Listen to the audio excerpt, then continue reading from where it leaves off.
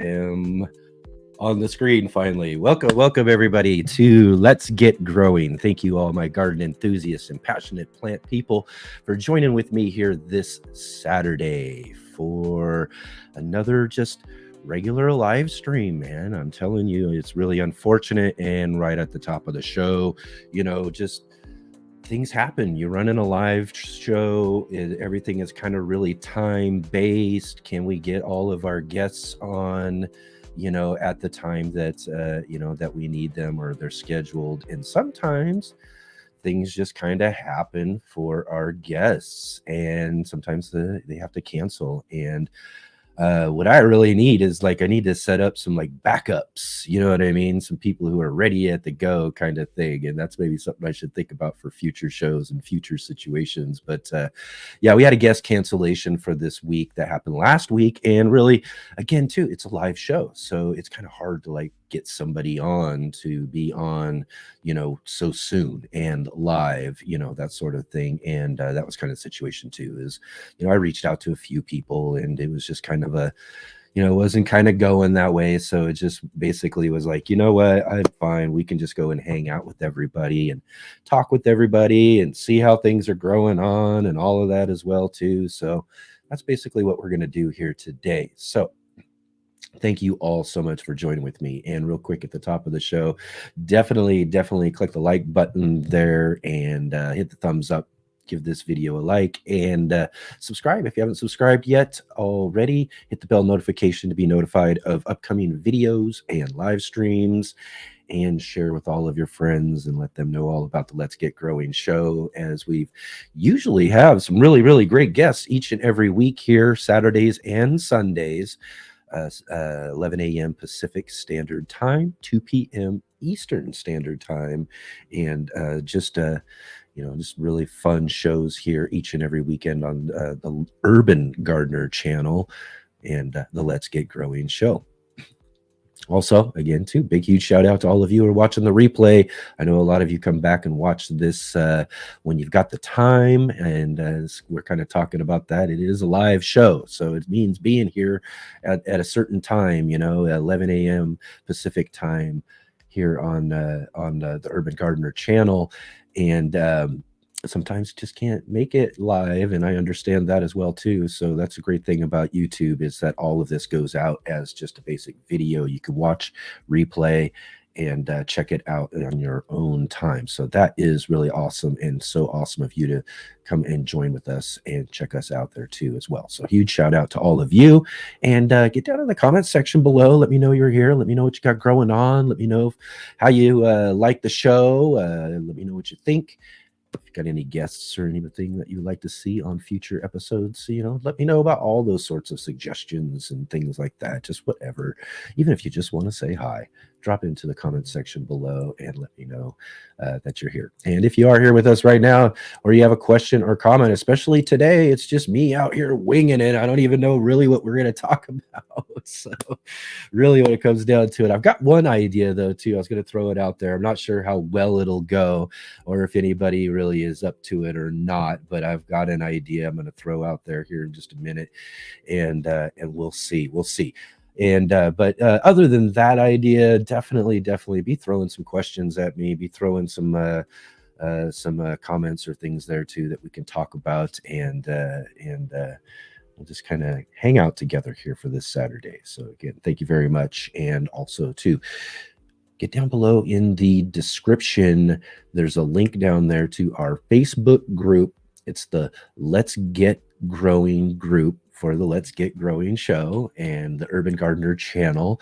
And this is just basically a continuation of our community and everything onto a platform, and the Facebook group, where we can all just kind of hang out and share different things growing on in our gardens. That's really the big feature, is that you can post pictures You can even post some video if you want to show your garden spaces, show the things that you've got growing on. I love seeing all the things that you've got growing on over there. We've got a couple of great regular contributors to that group too that are always posting really awesome things growing from their garden. They'd love to hear from you as well too, all of you watching the show. So definitely jump on over there and come and join with us there and share some things growing on in your garden. So definitely love to see you there too. Right on, right on. So what's growing on? Let's see who's all joining with us here today. And of course, right here at the top of the show too, I gotta send a big, huge shout out and a thank you to our moderator, Jay Dixon, dropping in all sorts of great links and keeping the conversation going and all of that. Joining us each and every weekend here, helping us out on the show from Ontario, Canada. And what is this? In the lee of Lake Huron. I love it. I love it. I love our great audience from everywhere. We got people from all over the place. Serena, great to see you. Great to have you here with us on the show as well too. And and she says she got Ooh La La by Cisco Morris in the mail instead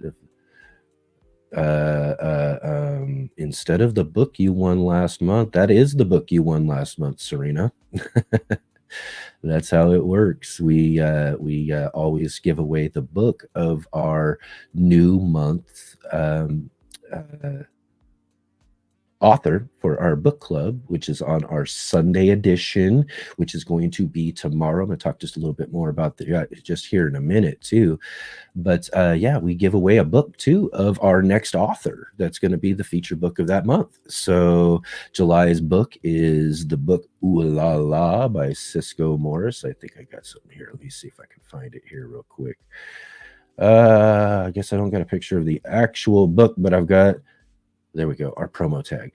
And that's got the book on it there. It's Ooh La La by Cisco Morris. And he is our featured book club of the month. And he is going to be joining with us tomorrow for the Sunday edition of the show. So tomorrow is going to be our book club.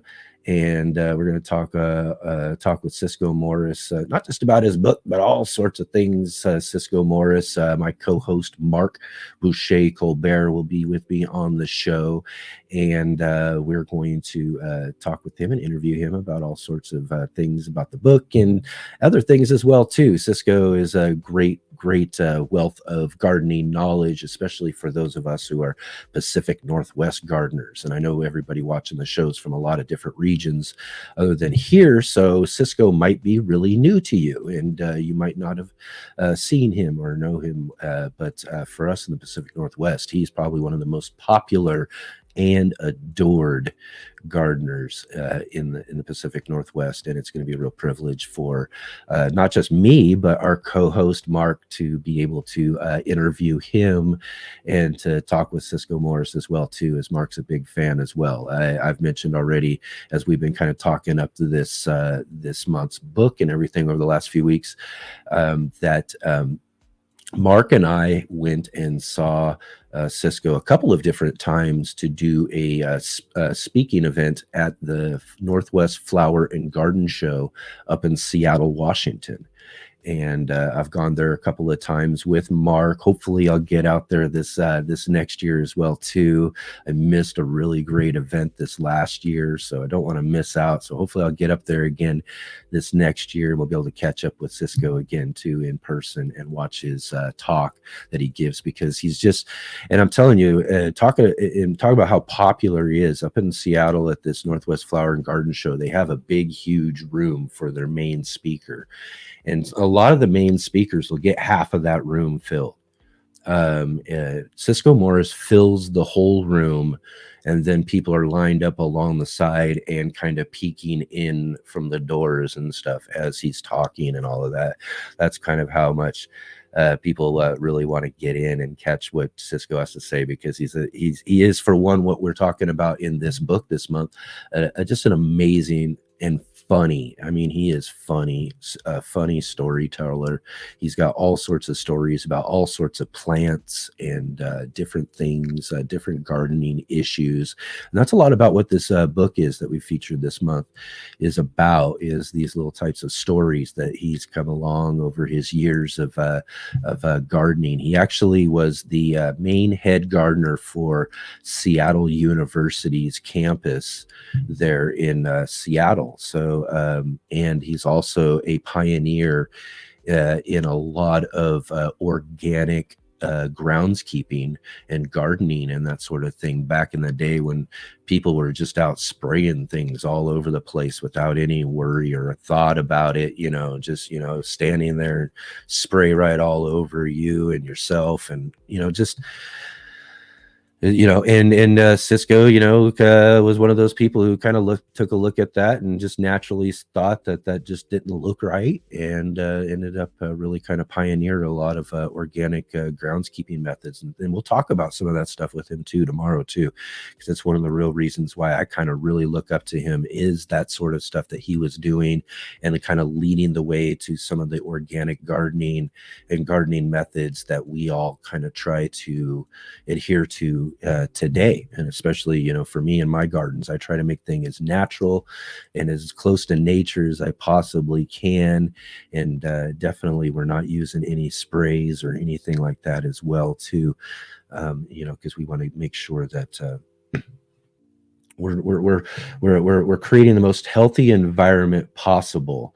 One of the big things is that we're spraying to get rid of insects and pests and things that are just, and especially for a lot of new gardeners, are just like they some of these things are really kind of unexpected that come along as they start seeing how and what aphids will do when they start infesting things and all that sort of stuff. And what we'll do is we'll start immediately going to the store shelves. What can I do to get rid of this right now? And start just blasting things with stuff we shouldn't be. And, especially like when we can learn that, for aphids, really, they, once they fall off and once you get them off of the plant, they don't climb back up. They have to repopulate. So one of the best things you can do is just get out there, and you have to do it every day in order to really push the population back to where, it's not going to really come back again, but it's getting out there with a nice good jet of water on the hose and spraying them off. Make sure, I kind of hold the plant up a little bit where it's infested and just kind of spray it down really good and wash off all of those aphids, and finding and figure out some of those methods. But one of the other bigger things is encouraging other insects too. Other insects come in and eat some of these things that are preying on our food and things like that, like little cutworms and all that sort of stuff that, if you see wasps flying around in your garden, you want to kind of be like, hey, maybe back away a little bit if you're not too comfortable around them at all, because all they're really doing in your garden space is hunting around and trying to find prey that they can eat and all of that. Really, these other insects aren't really looking to get us. You know what I mean? They're looking to get these things that are trying to get our food in our garden. So creating organic methods and encouraging other insects into your garden and creating that natural life in there is really just one of the best ways to grow and garden, and just learn to become more familiar and comfortable with these different insects. And I'll tell you, wasps have been tough for me. I'm a lot more comfortable around them today than I was maybe several years ago. But it was as a part of that process, was trying to learn and get more and more used to them. And it wasn't easy. Believe me, I was one of those kids forever that you saw a bee or a wasp or something like that had a stinger on it. I was running 100 miles an hour down in the opposite direction of whatever I saw. They freaked me out. I couldn't deal with them, that sort of thing. For most my whole childhood, even into my adulthood, I would be the one flailing around. If there was a bee or something around anywhere, just flying around. not even on me or anything. It's just I would freak out. So it was really, really difficult for me, as I was early on in gardening, to start getting used to and allowing myself to just be more and more comfortable around them flying around me and being around me. And that's something you can do. I mean, I've done it through experience. I mean, the things used to scare the death out of me.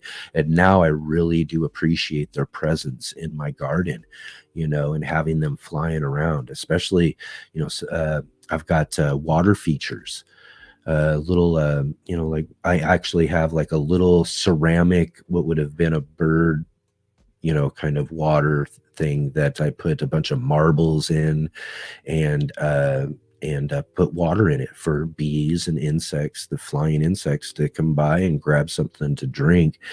And it's usually the wasps that dominate the space, and no other insects fly in and get water from the thing, because all the wasps are flying in and out getting drinks. And I guess they the other insects know to stay away, I guess, or whatever. But they're around, so that sort of thing is constantly around me as I'm watering and things. I've got them flying around me, and I've really become a lot more used to it, and it can be done. And it is the best thing for our gardens, is to be inviting those other insects, those predatory insects into those spaces, because that'll keep a lot of that stuff down. The other big thing that just really keeps a lot of insects and pests and problems like that down too is one of your biggest, most organic methods of gardening. And that's just everything. When we talk about a lot in gardening and growing, is that everything comes down to the soil. So, creating good organic material, composting, doing those sort of things, so that you're really making and making really good soil year in and year out. It's going to produce really strong, healthy plants, and strong, healthy plants are really, really able to resist a lot of those pest pressures. So that's a big, big thing right there.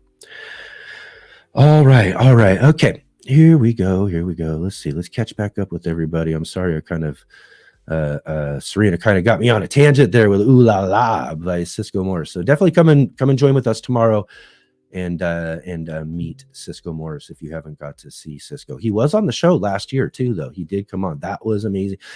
Prior to Mark Valencia coming on the show this year, who was like my top big guest I ever wanted to get on the show, and I was really surprised. Mark, and really kind of a quick tangent though on that one, was that I thought at first when I sent him an email, it was just kind of going to get something started, and maybe it'd take me, I was thinking maybe even a year or more or two to get it done. I didn't think that Mark would actually get on this year with us when I sent him those things. It did take a few months, but he came on the show and all that. But before that, Cisco was probably that one where when I got the email from him, and then he said that he'd come on the show because of my Pacific Northwest ties and all of that, was huge for me. I was dancing on that one for sure. And let's see here. Rob's Allotment Gardening joining us all the way up there from the UK. Great to see you, Rob. Thank you so much for joining with us here today. It's good to see you again. Awesome. Jersey girl. Hello. How are you doing? Excellent. It's so good to see all of you guys. Rob says, we have had 2 great sunny days around 30 degrees Celsius. Then today, rain, 30 degrees Celsius. Oh, I'm an American, Rob. I'm sorry. But yeah. It's for us though, the weather is actually, we're now cooling down into the nice 90s right now. So the last 2 days have been like, in the upper 90s, 98, 97, 98, right in that range right there for the last couple of days, which is really a break, really, to tell you the truth. There's a big difference. As soon as that clicks over into 100, it's still hot. The next week or so for us, though, is getting right down into the low 90s, high 80s, and I am so down for that over these next week or so. 10-day forecast looks like that's what it's kind of looking up as far as I can see. So that's going to be some great growing weather. Everything's going to be awesome. It just got too hot to even get out and do some projects and to do some things. I started a garden journal video that I was trying to do with this project I wanted to get done.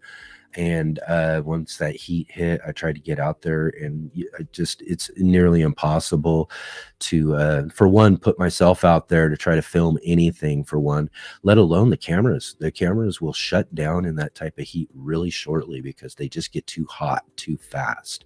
So I can't even take video of things too when it gets that hot, really. It's possible. I mean, I've done and found tricks of keeping my camera just a little bit cooler and that sort of thing, but it's still the effort and all of that is just too much for that type of heat. And I just had to kind of put it on hold. So we're going to get out, we're going to get caught up with all that sort of stuff and everything. Let's see here. So, I mean, we got a nice little group here. Let's see here. Did I miss? Oh, here we go. LP, great to see you. Hello, the Urban Gardener and everyone in the chat. Great to see you. Great to have you back here. Awesome, awesome, awesome.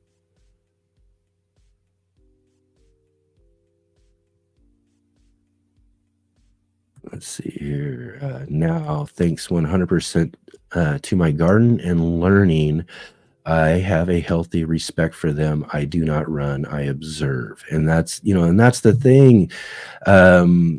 It's once I kind of got myself into that kind of mind space of like just really kind of watch them, you know what I mean, more so than run, which was my first instinct, especially early on in my gardening, was really just kind of turning my head and my mind to just kind of watch and check and observe. And there's a lot of stuff that I just, you know what I mean? Even spiders. I've got black widows that live around my garden spaces and that sort of stuff, but they're out hunting and taking care of other things and doing their own thing and all that sort of stuff. And for me, it's more of just I like that natural, those things doing their job in the natural way of doing things. It really helps with my job and taking care of things too. And so having those things around is great. And I think that's just such a great point, LP, is just that idea of observing. If we can turn ourselves from running to observing, just watch them. Once you understand that they're not really coming after you, they'll fly around because they're going to wonder about you, maybe being in the space. If you've kind of, especially when I mentioned that little water dish bird thing that I have, that bird bath water dish I put the marbles in. So I got to go out there and I got to put water in there and re-water it, make sure it's full every day. But when I get over there and do that, the wasps and mostly I've noticed yellow jackets and things are flying around it. And I've got to go put the water in it. But once I get in that space around it, they got to wonder what's going on. What is, what's this person, doing here, that sort of thing. So they'll fly around a little bit. And that's most I've ever done. So once I stopped and observed what are they doing, and was willing, kind of like, well, I guess if they do come and bite or sting or whatever, that I can take one or two and I'll run, just get brave enough for that one, if it does. And that never happened. It just, they would fly around and observe. And actually they really liked it when I turn on the hose to fill out the thing, because I'll have the sprayer on is what I do anymore. And I put the sprayer on and I spray it on to the thing. And they actually, I'll find them flying into the spray themselves and watering themselves down and getting cool. It's really great. So just turn to observation. I love that. Serena mentioned here too is, does your shirt say, let's see here, maybe if I come over this way, drink more plants? Yes, drink more plants. I guess the microphone's in the way a little bit, but yeah, drink more plants. I love it. I love juicing. I love, one of the reasons why John Kohler became a big inspiration for me early on in my gardening and all of that was that when I was wondering, and this comes down to a lot of why I don't really do a lot of food preservation stuff or cooking videos or anything like that to show those sort of things, is I'm not really a great cook. I do cook stuff. I'll kind of preempt what I'm about to say with this, but what I found myself being was more of just kind of a grazing gardener. Was that I just really liked eating things right out of the garden, or in the long run, storing things for fresh use. And so, one of the best ways that I found to get the most use out of all of this stuff I was growing was learning to juice and to start utilizing a lot of the things I grew in the garden as different juices and things. And this was the stuff I was learning from John Kohler. So I not as I need to be more so than what I really am currently. And there's a little slides in and out of how we try to. Everybody knows this whole health kick when we try to do certain things. Things can be kind of difficult here and there. But this shirt's kind of my reminder a little bit about drink more plants. Get out there, harvest some stuff, make some juices, and really enjoy the sort of things that I'm growing out of my garden and really getting the most out of it that I possibly can. So yeah, that is one of those things that I do encourage, is drinking more plants. All right, let's see here. I'm probably running behind on things here. Jay says, I'm still not comfortable with stinging insects, but try to remain calm and let them do their thing. Yep, exactly. And once we find out and learn through that observation, once we calm down and we're just able to observe, like we're saying there, that's when we kind of see what they're doing. And then, to me, I find there's more of a fascination, and now I want to see what they're up to. Now I'm like, I'm kind of following around almost, like, oh, what is going on? And that's when I really learned. Like, I see and watch these wasps getting up underneath of like the Brussels sprout plants or the broccoli plants, and they're up underneath of those leaves hunting down like little cutworms and getting them and doing things. And I was just like, wow, these things are just and they're really voracious predators just out there doing that. Once I just really learned that, it just made me a lot more comfortable. That kind of came with it, exactly.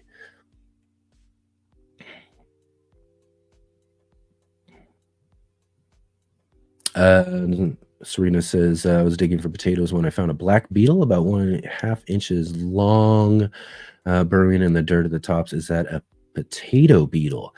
Black beetle. I couldn't say without seeing it for sure. There are a lot of different beetles. You'd say 1.5 inches long seems like a good sized beetle too. I don't know if that's exactly a potato beetle or not. Again, too, those sort of things we'll have to. Best thing always to do, you see bugs and or plants too that you're just not sure of, that you don't know, snap a picture or get the Google app. The Google app has, in its little search bar, has a little camera thing right on the side there. And you can either click that and take a picture with the app itself, and it will look at something for you and tell you what it is or what it can find through the search engine. And most of the time, it's mostly right. I've found most of the time. Sometimes there's ones that I have to kind of dig into because it'll show a couple of different suggestions. But for the most part, it's mostly always right. Now, here's the thing, though. If you don't want to or can't get down there or whatever, but you can snap a picture real quick and then take it to when you click that camera thing, you'll see your camera roll of the pictures you've taken. And so you can go and use that picture. And so you can click on the picture, and Google will look at your picture and then tell you what it sees in that picture. And so if you get some good pictures of your insects and the different things that you're seeing in your garden, that is one of the best ways to identify those, hands down, because it's really hard sometimes to identify between some ones, especially beetles. There's so many beetles, you know what I mean, without having a real picture to identify that sort of stuff. So that is my biggest suggestion if you ever want to know about those sort of things. Works really well with plants and different things. Like if I'm somewhere in someone else's garden or I'm walking by somewhere and I see something, I'll pop that thing out just to see if I can't figure out what it is myself. It's a great idea. Yep, yep. And like Jersey Girl says here, I don't think so. They're smaller with brown stripes. And that's kind of what I'm thinking is I didn't think they were black. So black for one, and then the size too. I mean, a 1.5 inch, that's a good size beetle. Rick, hello, Rick. Great to see you. Thanks for joining with us. Okay, we got a few people here, and I know there's some shy people. I know some of you guys are shy, but I'm gonna talk you out of it. And here's the thing: we're just hanging out together. We always hang out together all the time. So what I'm about to do here is I am going to, and this is something I thought of trying. I saw someone else do this one a little while back ago. I thought maybe if I'd ever try it before and do it myself. But one of my favorite things, and thinking about Cisco Morris too, was that I used to listen to him. I was talking to our co-host Mark yesterday, and we were kind of going over questions and things about the interview with Cisco this tomorrow. And I was kind of talking with him about how for years I used to just be a huge AM radio listener. I just listen to tons of AM radio. Just today it's podcasts. Back in the day, it used to be AM radio, just something in the background, something to listen to, all that. And especially on the weekends, you get all these really kind of different variety type talk shows. And Cisco had a gardening talk show.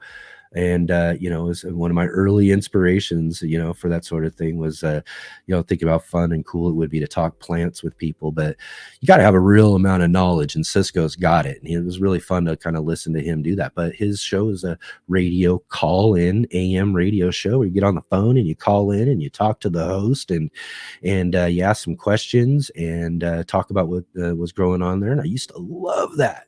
Love that.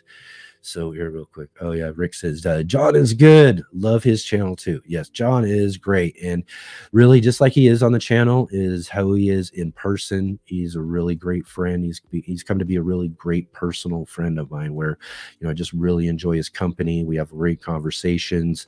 The last time I was in Los Angeles for the Heirloom Expo, he was there. Our good friend Wendy Fan.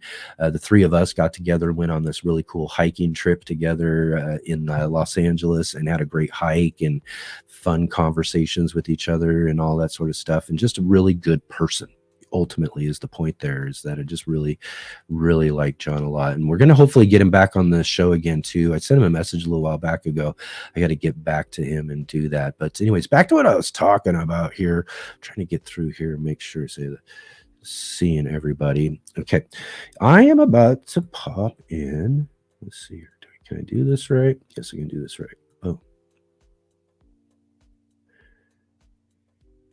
And I'm just saying it. Hopefully that link pops up for everybody just fine there right now. This is the okay. Yeah. All right. At least here for us. You should see it here does everybody see that link here, at least for YouTube, that I just posted up? That link right there is a guest link for this show right now.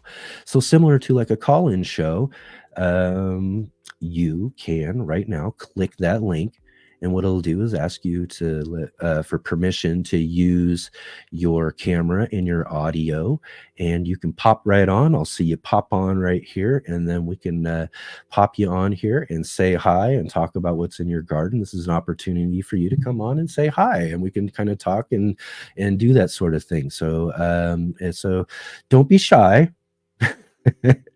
Rob, I've already reached out to you. I know you said you were really, but Rob, I know you're here right now. I'd love to say hi, Rob. It would be awesome to maybe chat with you for just maybe a few minutes.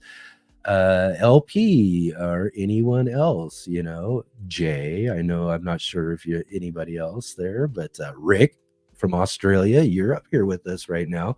I'd love to say hi, Rick, if you want to jump on and have a little chat or just a little what's growing on sort of thing. So let me know there. You see the link, and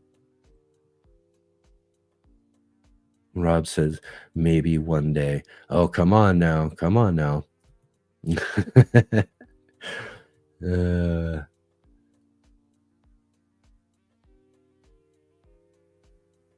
Right. But yeah, no, and again too, I'll post that back up here again in just another minute though too. But yeah, it would be fun to kind of do that sort of thing. And here's another thing though as well, is that these are sort of ideas and things that kind of come along that I write down and I put aside, and I think about some ideas we've tried before, and in that sort of stuff, and put away kind of in a sense in kind of like this little ideas folder for when we have just a really you have a really good sized audience. Then there's a lot more possibilities of folks coming on and doing that sort of thing, and coming on here and participating and having that thing. But I thought it would be fun to throw it out there and try it anyways. And it's no pressure either too, really, when it comes to being on here with me either. I mean, a lot of people might be nervous or something like that, but there's no reason to be nervous either. There's no nerves. I'd hope that we all are familiar with each other to know that we could all have a fun conversation. So literally, if you will, come on, somebody, anybody, at least one person, be brave enough to click that link and to join in with me here and say hi for a minute or two.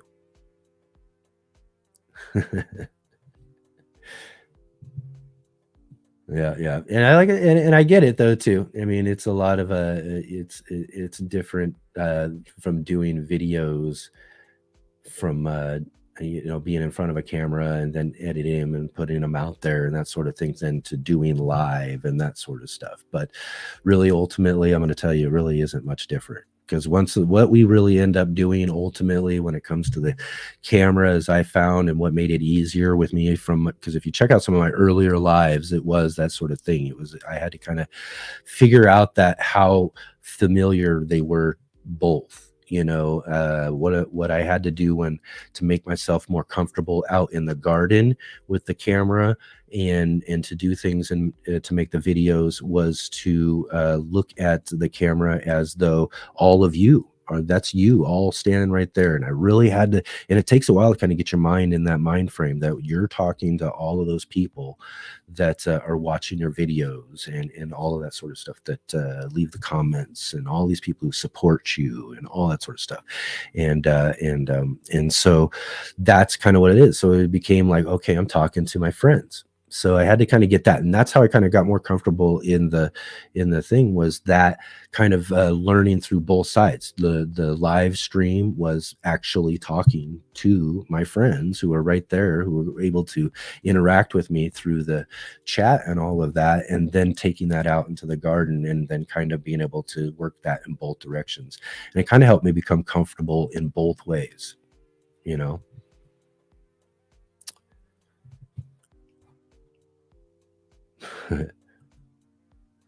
When I am upstairs in my office, I will join you, promise.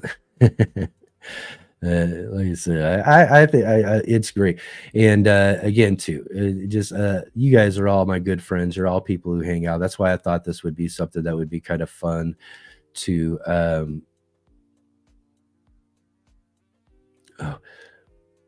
Blue Wolf, so with a coast to coast request, can you sing Garden Party for us? Yeah, I don't even know if I know the words there too. I mean, if you're talking about Destin's Garden Party podcast, where he sings the intro, which I think is really cool and fun, or even I've seen and had maybe even it was Phil who did it when I was on. I can't remember, or I've seen one where he did do it. So, but I think that's really fun how they do that. And I'm not much of a singer either, so that's probably not in anybody's interest. So, let's see here. All right, let's see here. Excellent. That, and as well too, like I said, drop in some questions, drop in some things to talk about. Like I said, I'm just kind of floating out here this week. Again, we don't have a guest.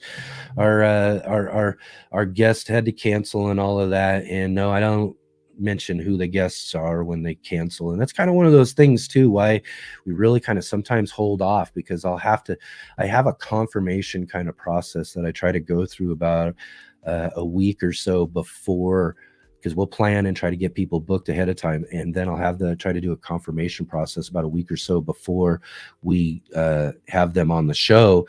That way I can start doing some promoting or setting up our banners and our different things that we do for that show. And if I don't get that confirmation out here, so that's sometimes why it takes longer before you hear about what the next show is. Or sometimes I can't say on the week before, which is something I like to do, is have that all done like this week, telling you who's going to be on the show next week, which I did get somewhat of a confirmation from next week's guest. I will tell us a little bit later in the show who next week's guest is going to be, but that's kind of the case too as well too. So I mean, like I said, that's when, and really when the title of the show comes down. I mentioned this last week too when we were all talking, was when it rains it pours, or it storms is what I was saying. I think I was mixed up, but I think either one of them works. But when it rains it pours, and so that's kind of how all things are. Is like, oh, I'm not getting the certain things that we're needing to do the certain things I want to do ahead of time, and all of that too. So we'll get everybody scheduled back up if that ends up being the case, and I'd have no problem just coming and hanging out with all of you guys anyways, and talking about whatever during this time period.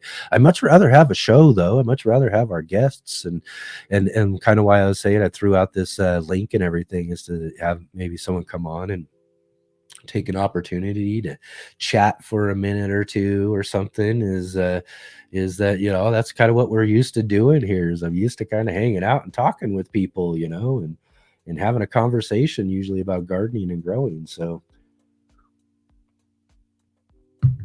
kind of a little bit of a bummer to not have the have your guests, but it's also kind of goes with the territory with a live show. And what we really need to do is I really got to work with maybe a couple of people along the way, and maybe find some previous guests who can be like on call, who are people who are like don't mind, have free time, and I could call up like within a few days beforehand and be like, hey, can you join me this week?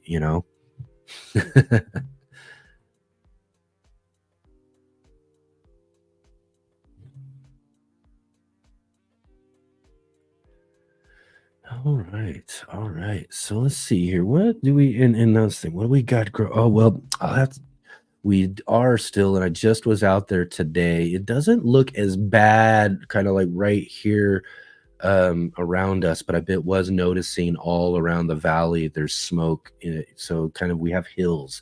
Like if you were able to kind of get up high enough and spin around in a 360 circle, you would see just hills all the way around us, because we're in kind of like this big bowl. The Rogue Valley is kind of this big kind of bowl almost.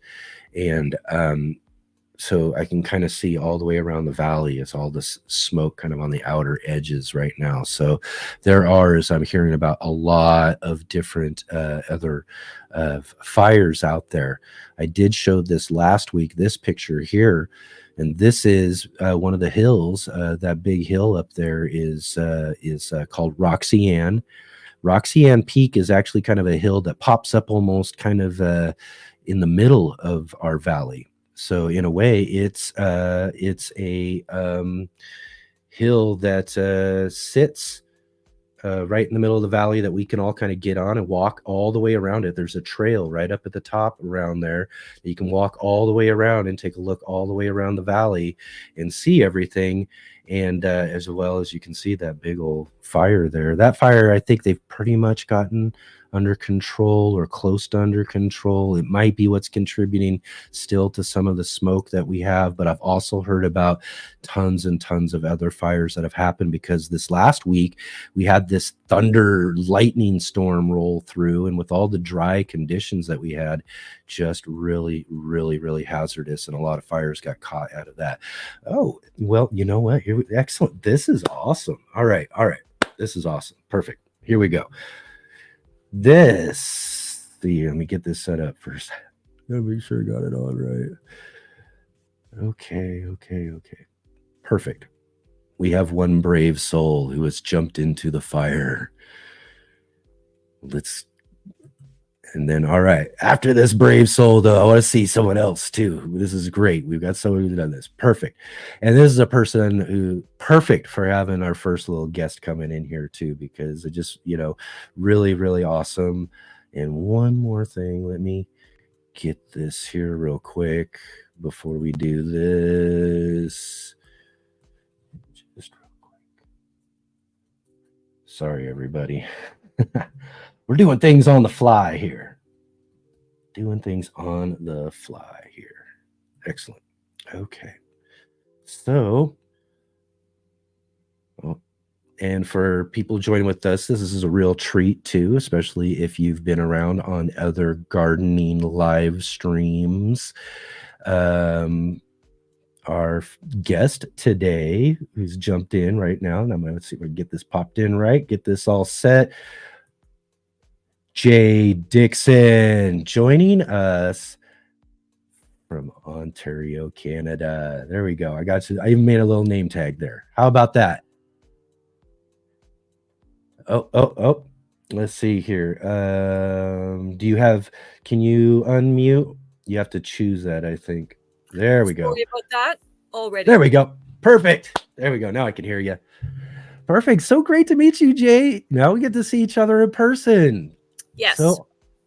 So awesome to have you here, and I can now thank you in person for everything that you do for our show and coming on and joining with us and helping us out so much with our live stream. But not only that, other live streams too. I mean, you get on those and help out so much with putting in. And I guess that will, this is going to be first. I'm gonna let you maybe introduce yourself for a second, maybe there or whatever. But also, one of my first questions though too is, you're so like lightning at this. How do you get so good at I mentioned something and within a minute or two, I'm just seeing this link right there.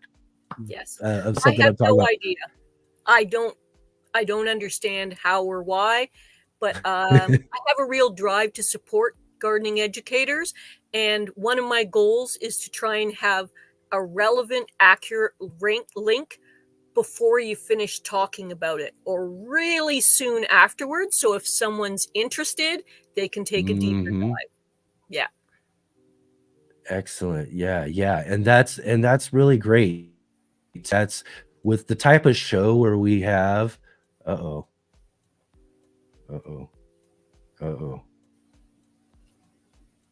It'll work out. Did I go black? Yep, you're back. Did I go black?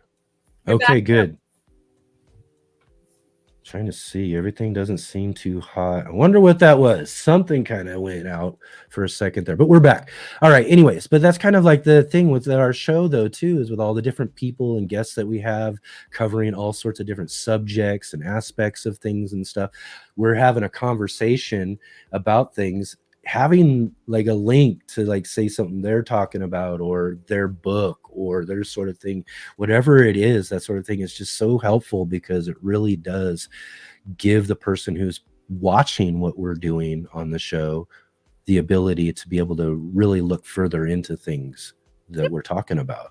Yep, that's one of the things that is my goal. I try to do things like support the channel so that it's functioning more easily.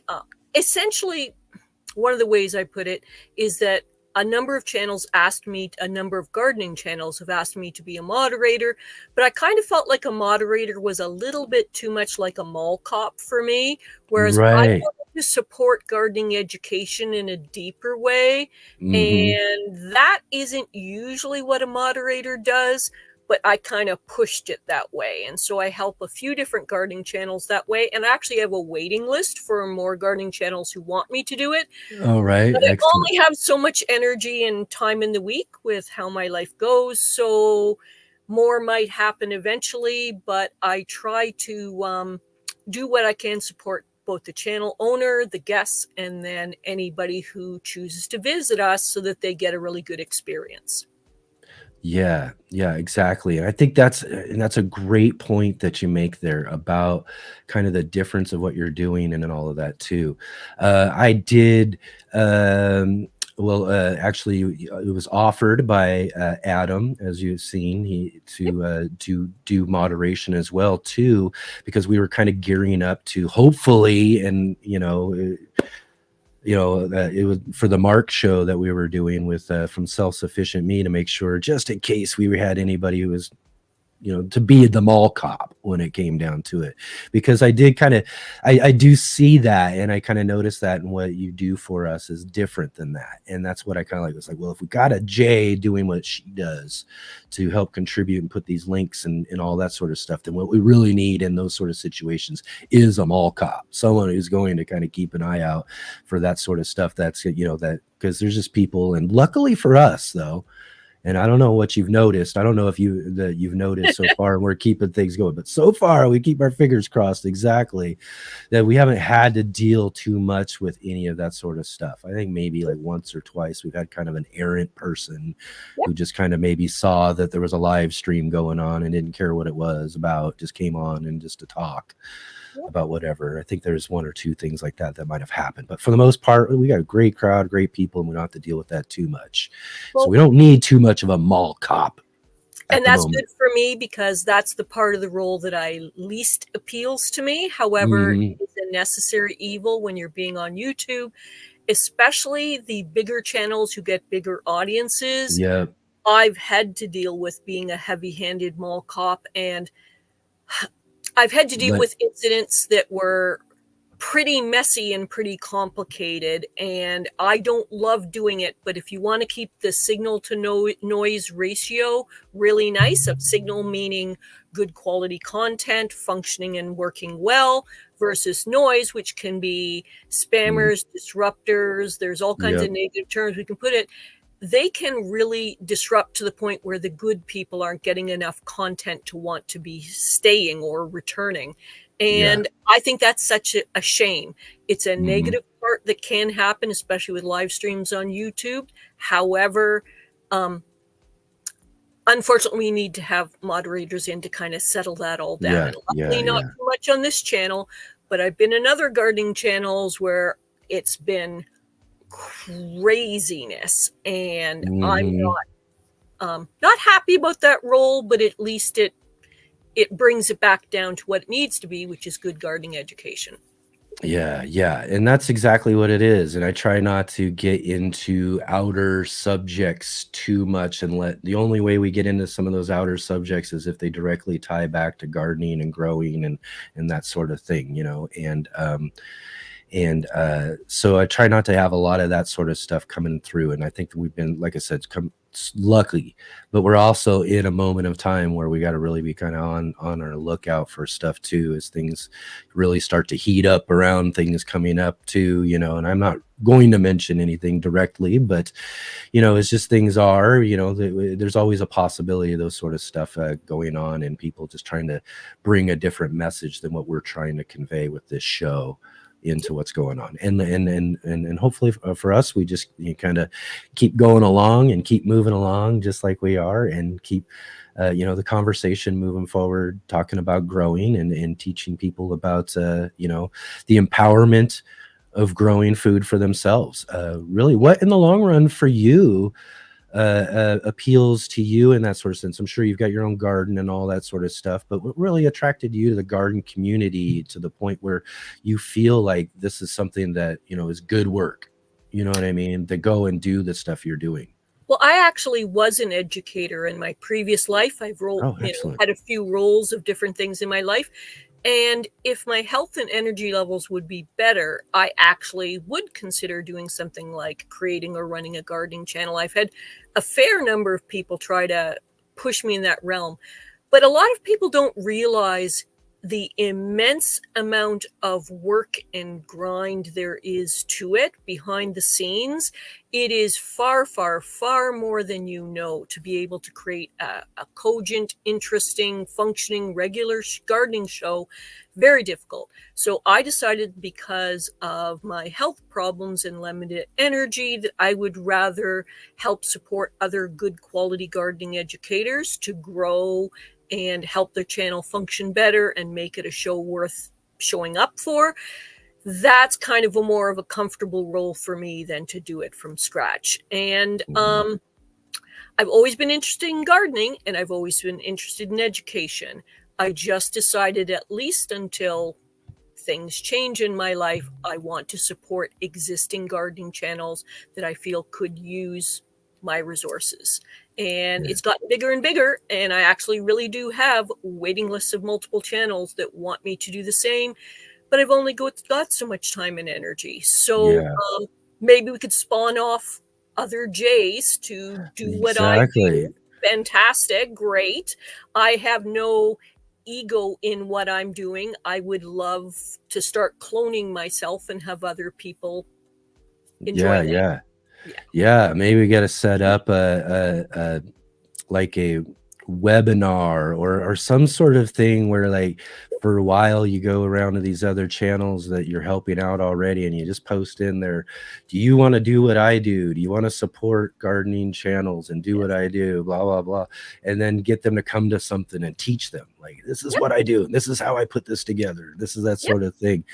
So maybe something like that would get worked out or something too, because, you know, again, too, what you do is really such a huge help. I mean, what a blessing for me, you know, putting all this together. It's like you're talking about, it's a lot of work. There's a lot of behind the scenes work. There's a lot of things that have to be done in order to get this sort of thing. But to me, in that same sort of vein of how, you know, I feel that this sort of stuff is kind of important, I think the conversations are important, you know, and someone's got to have them, you know, and I like to talk. So it was a perfect match for me in the long run. So all I had to do was figure out how to get all this stuff done, put the work together, and get those conversations started, and then get that going. Because again, too, it's really, to me, I think it's important to teach and show people how empowering growing and eat, you know, and I say growing your own food, but really and ultimately too is, you know, have I been a lot more receptive to, I guess, is I don't want to say is other forms of gardening. I think gardening and growing in general itself is a therapeutic endeavor, and it doesn't matter if you're really growing for food or flowers or just landscape gardening, just whatever kind of really, you know, either is therapeutic for you or just gives you that, you know, that what we're really looking for out of growing and gardening as people. And I think that empowerment, though, that what we get from that is just something that's really, to me, changed my life in a way. In certain ways, I don't expect to be that big for other people, but I feel if it's just even a fraction of what I got, it's going to be huge for most gardeners out there. So I really, you know, I really think it's important to, again, not just have those conversations, but create them. Yes. A few things occurred to me in the things that you just mentioned now. One is that people's gardening journey often changes as the years go by. And one of the beginning things I did, and Gardener Scott was the first channel, who was a regular on your show. I started by supporting him. And essentially, we initially just talked about him having a mall cop because his channel had grown and it became an issue. But then the fact that I have 30, 40 years of gardening experience, and the channel was growing to the point where in the live streams, there was no hope whatsoever of being able to answer all the questions. I was now answering questions with his blessing. Even though I'm not technically a master gardener, I have enough expertise and knowledge that and I guess a bit of integrity about really trying to make sure that if I'm giving advice, it is pretty well grounded, usually scientifically well grounded. Because if someone's asking me a question, I want them to get a correct answer, that I'm not leading them astray by accident. Exactly. Which sometimes happens with YouTube and the internet. Oh, absolutely. And I talk a lot about that. And the other thing is that beginners, and I don't have the ability right now to do a quick Google food to confirm my data, but I remember data being very high, like 70, 80, 90% of first-year gardeners quitting and not returning into the second year. And I thought, what a shame of people that have energy, enthusiasm, optimism, eagerness to learn how to grow for their own reasons, and they're not Yep. getting enough support so that they Yep. return second year. And so Gardner Scott and I, essentially what we were trying to do, his channel, he started well before me, but what we were trying to do together was mainly focusing initially on first year gardeners to give them that support so they become second year gardeners. So instant answers like I the ones love we that. gave to Serena just 10 minutes ago, where she had approximately 3 questions that maybe were bothering her for a day, 2 days, 3 days. She got instant, credible answers just because she showed up to our show and asked the questions in a way that we could give her an answer. Yes. Exactly. Yes. And Scott's a great person for that. And again, one of my favorite people, just people in general too. And then he comes with all this wealth of gardening knowledge and all of that. And that's one of the things too, is I've always kind of struggled with this. I've had conversations with several different gardeners, like John Kohler, I mentioned earlier too, about the idea of being a teacher. I just don't feel like, I mean, I try to help people and I try to convey my knowledge that I've gained the best I can, but I've never felt that I have the qualities of a teacher necessarily. You know, teachers know all of this extra stuff that I'm not capable at times of pulling in. And why, one of the reasons why I always say, hey, you know, if I can't tell you something, or if I can't direct you, or I can't tell you information directly myself, I'm going to direct you to the people that I know best that do have that ability to give you that extra bit of knowledge that you need in any sort of subject on that. And Scott's just one of those people, of always pointing people to and all of that for that specific reason. Yes. Well, learning happens in a range of different ways, and sometimes you get flexible for what the learner as a single person, or sometimes a learning group, or what your own skills might be, to say, traditional teacher learning isn't really my comfort zone. How could I enhance a learning experience, but maybe it's going to be something very different than what I ever knew of. Yeah. And in some regard, what I'm trying to do by facilitating is to enhance a learning experience. And yet I'm basically never running, well, not in the near future, running a gardening channel or being a face on the camera. I feel that having a background role in supporting the learning to potentially be deeper for the people who are asking questions, so they feel a sense of community, a willingness to put themselves forward, to indicate to us who they are, a little bit of vulnerability to say, hey, I don't know something. Can I have a question? An answer to my question, that kind of thing.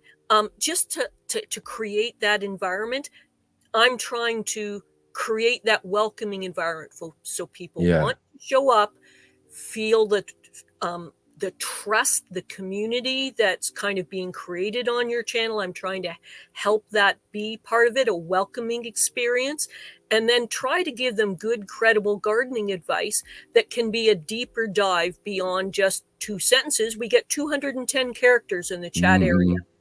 Kind of difficult to kind of move them on to another level of gardening there. And that's why I'm kind of doing what I Google Foo to create these links into a deeper level for people, so that gardening moves to a deeper level because they showed up on your channel that day.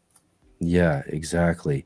And that is it, you know, in my sense, in looking at teaching in a different way. And that's kind of where I've come to, is that I have kind of maybe, I don't know if it's a gift necessarily, but what they say, the gift of gab, right? You know, I can talk and I can, and that sort of thing. And I enjoy having conversations with people. I enjoy meeting new people and having conversations and stuff. And I think there's a lot of value and a lot to learn from learning and meeting these new people, especially throughout the whole gardening community, as we do with this show. So in a sense, we're kind of teaching through conversation in a way, maybe learning, maybe sometimes more just about that person in general, which helps kind of understand a little bit more about why, and understanding their knowledge of gardening if you were to explore the sort of things that they do through the content they make. But then having that extra bit of what you're doing and adding to things takes it to that next level. Because, you know, for me right here, I'm a one-man show running all of this sort of stuff. So if it's your name that pops up, or you yourself, or any of the comments that we might be popping up onto the screen, I'm doing all that sort of stuff, following along with a conversation, following along with the chat that's going on, trying to pop things up, make things different happen. So there's a lot of different juggling going on, that Yes. when you add that stuff to the conversation like that, that's stuff I can't necessarily do, because it's just, and boy, it just takes, like I said, it takes it to the next level. Because if, say, we're talking about a certain book, you know, that we're talking about, and I don't have the ability to show people or do anything like that, the next thing you know, within like I don't need, like I said, I still don't know how you do it so fast sometimes, but I'm talking about a book, and next, it's popping up and there's a link right there, and everybody can go click and go find that book and go right directly to it.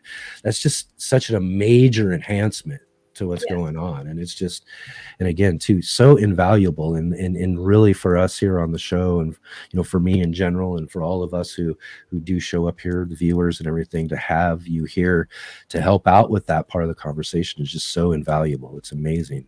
I just can't thank you enough for doing it. A lot of people don't realize behind the scenes to set up before your show presents, the hours and hours of contacts and research and video editing and sound and production and all this kind of thing, and filming time, etc., etc. Very, very time consuming, very highly skilled. People take it for granted, but I grasp and understand to some degree what that is. And so that's why I'm not touching it personally with 10-foot pole. It is so much work.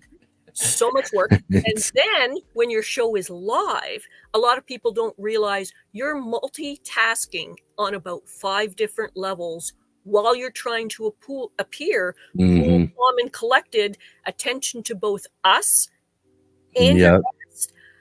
He's sort of functioning on 5 channels.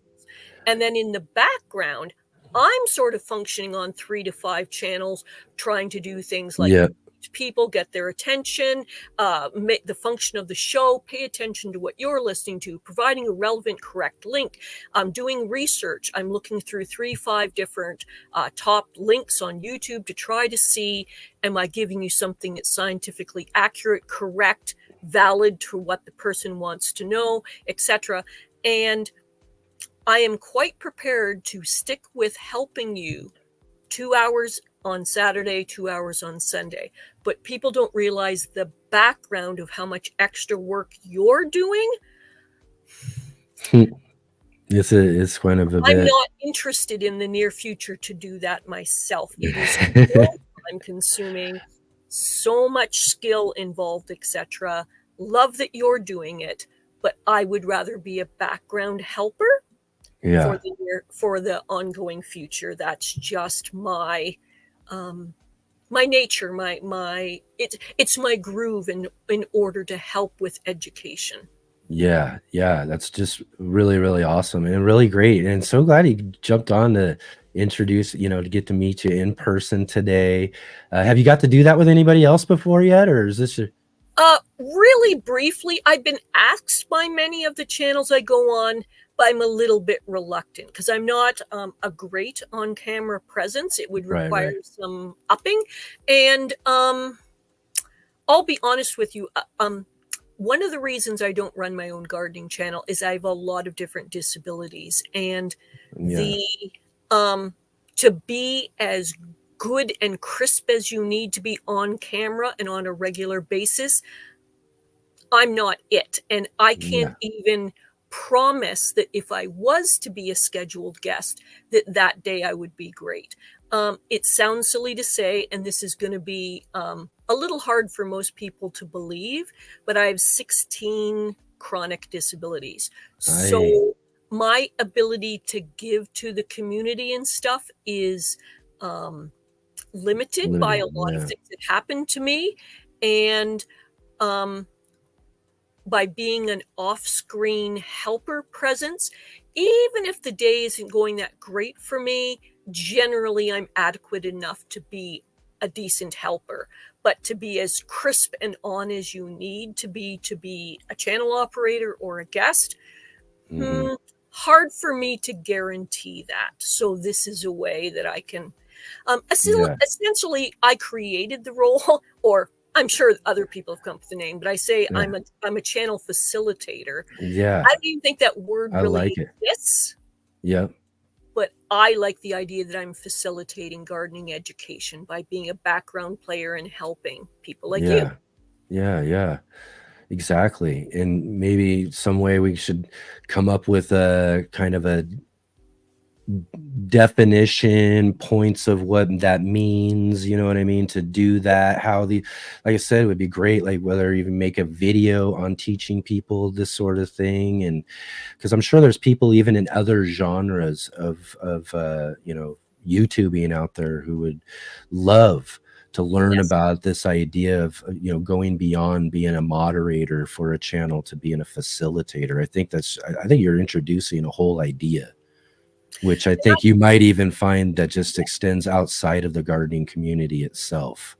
And I've had a few And people outside the gardening community try to approach me about potentially trying to either assist them directly or to try and enhance or create this yeah. role to essentially train up other people to do it. And Hmm. maybe someone who's more able or has more Yeah. energy or time might be able to do that. Maybe at some point I can. I just feel like I wanted people to have the possibility live in the moment, but also on the replay, a chance to have a deeper dive on the books, the guests, the channels, that the people who show up, like the members that show up Mhm. regularly who have gardening channels, feel Yeah. like they're getting at least a shout out or an Oh acknowledgement. yeah, and that's another thing is all of the channels we have that show up in the chat and all of that, you know, it isn't just our guests who we're having on the show. If you have a channel that you do and you run, you're popping links for them in there to share with everybody so that everybody else can get to go check out the channels of our viewers and people who are participating in the chat. So that's a big reason to participate in the chat right there. I almost forgot about that. I mean, that's a huge, huge contribution to what's going on. Well, actually, last week, Bowtie in the Yeah, garden, yeah. Bowtie Life in the Garden, he contacted me directly and said, you starting to shout me out in various gardening channels where I am a facilitator. He said that was the single thing that grew my channel the biggest. And I cannot recall correctly right now exactly what number he said he grew to, but he said Yeah. 70-80% of the growth that he experienced is from the frequent shout outs I would try to do for him and encouraging Yeah. people to visit smaller gardening channels, because I can tell you now, those small gardening channels, it really does buoy them up. Oh yeah. Any interaction that you have with them, sometimes some weeks they're Yeah. like, oh, am I going to stay with this? This Yeah, is like what we did the other week. What we did the other week for Robert in Steam Puzzle. He had a live stream he started up towards the end of my live stream. So what did we do? We all jumped on over there to support him, and man, that made his year. I mean, I yes. talked to him after that, you know, and those things are huge, and those are great ways we can support each other and do that sort of stuff, you know. So more of that sort of stuff too, you know. Yes. And another thing I want to mention too here real quick as we're talking in this conversation, I just want to also shout out to everybody who's here with us. Look how brave and awesome Jay is jumping into this chat today. I threw out the link there. I think what I'll do is I'll throw it out here again too for everybody into the chat here. And if anybody else wants to join in, it's not that scary. Jay's here to tell you. You can just jump in and say hi. And I'd love to chat with all of you and all of that. I'll just chat with you, and hopefully maybe we'll get someone else that'll jump in there, and I'll chat with them if they pop in or something like that, and we can move on or something if that point happens. But let's see. Oh, wait, right here. Let's see. I'm not able to monitor the chat right now. Yeah. Rob says, I'm going to say something, and I do think everybody else here will think the same. Jay has been one of the best guests on here as of yet. How about that? I love it. That's great. Rob's awesome. You ever get a chance to go over and check him out on his channel? I love watching. That's why I was hoping Rob would just brave it up and jump in here with us so he could say hi to everybody too. I just love the way he talks and his cadence and that British accent and his garden and everything. Just everything. I dig it. I love it. Yes. I love it when his wife's out helping him out too and everything. It's just great stuff over there. Yes. Now, one of the things we'd mentioned earlier that I didn't, that kind of started making some thoughts roll through my head was often people start with one objective or idea in their gardening journey, like they have a certain mindset going. But the longer you stick with gardening and the more people, channels, live streams, etc., you're exposed to, you start to discover that your first thoughts about what you think you want to do with gardening starts evolving and changing as you get exposed to some of the guests on your channel. For example, I wasn't used to or even that interested in nursery plants, meaning fruit trees, fruit bushes, things like that. But you had some special guests a couple of weeks ago who are experts in that field, very, very informed. And I thought, wow, that's a long-term thing that I can do to my home garden here around my home so that I can, I'm going to say effortlessly, but obviously garden is never Yes, effortlessly, right. but with low and minimal effort, have food literally falling off into my hand. And so I actually have now an apple tree producing apples. I have currant bushes producing currants, those kinds of things. And I actually am looking at and researching options towards future things of what will work in my garden and in my space and with the energy and skills that I have. Never entered my consciousness to ever do anything like that. And the thing is, your gardening journey will take side trips and angles and new learnings that you will have from a whole range of influences and stuff, so that perhaps you find a more true path or sure path that is different than the one that you started off with at the beginning. And how beautiful is that? That just being exposed to other people, questions, experience, knowledge moves you off onto even a more authentic journey than you had even considered at the beginning. I love that word. That's a good word. Pulled that right out too. Authentic. And that's true. And authentic to kind of what I mean, as you're moving in those directions, you're going in directions that really are fulfilling to you. So, each new one brings a new form of fulfillment.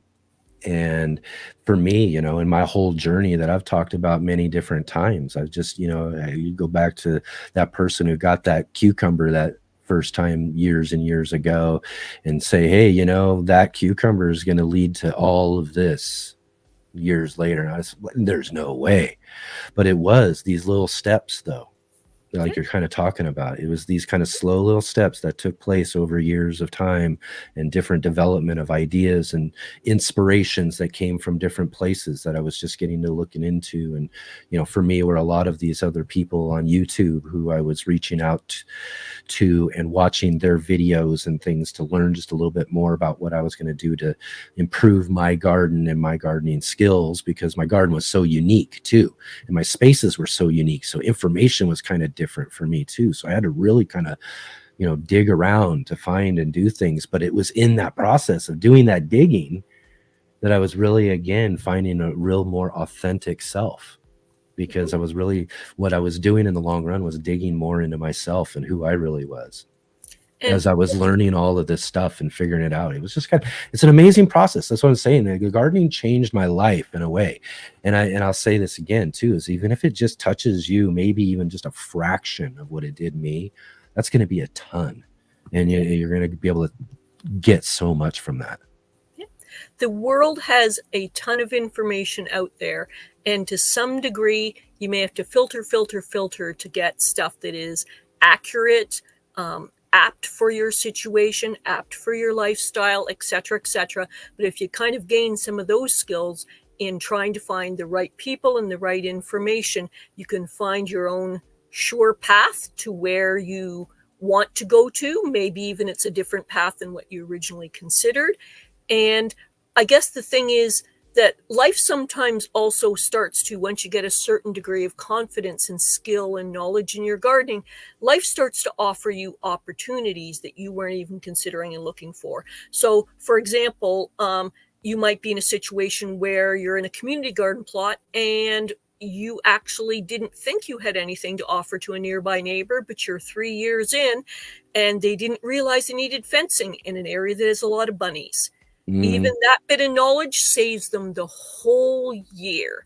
Maybe you have some scrap fencing set aside from before that you saved just in case, and they go, oh, I don't have the money for fencing. And you go, oh, just a moment, magic trick, pull that out, going, I will help you put up this fencing and save your garden for this year. And there's going to be lots of different opportunities where, for example, for me, one of my traditions that I've created is in the community I live in. When a new neighbor moves in, I have a nice little welcome to the neighborhood card, and I pluck flowers from my garden and go give them a welcome to the neighborhood. Do you have any questions about the community? Here's how you can contact me in future. And their first day, or sometimes the second day of their move, exhausted, overwhelmed, they've got a welcome to the neighborhood bouquet. So they feel a little bit like, oh, this might be okay here, you know? And I do that type of thing on a regular basis. And right now, my flowers aren't that fancy right now. So everybody's just getting a bunch of hydrangeas. They're not complaining. Right. Because that's a welcome. Things are going to be okay. It is kind of a funky little flower period right now. All them nice, beautiful ones have done their thing, and some of the summer ones are just starting to try to get going. But yeah, that's awesome. I love the idea of doing that and community thing. I'm thinking also like maybe like a little packet or two of some simple seeds or something like that, just to kind of like as a connection, like I garden, here's something. If you want to try those out, there's a way to kind of, if you have any questions about what to do with them, let me know. That perfect kind of idea like that. I just love that. That's just perfect. And especially for me, and I might even just set something like that for even some of my neighbors and just do kind of like a reintroduction of myself to my neighbors in my neighborhood, because my garden is so public facing.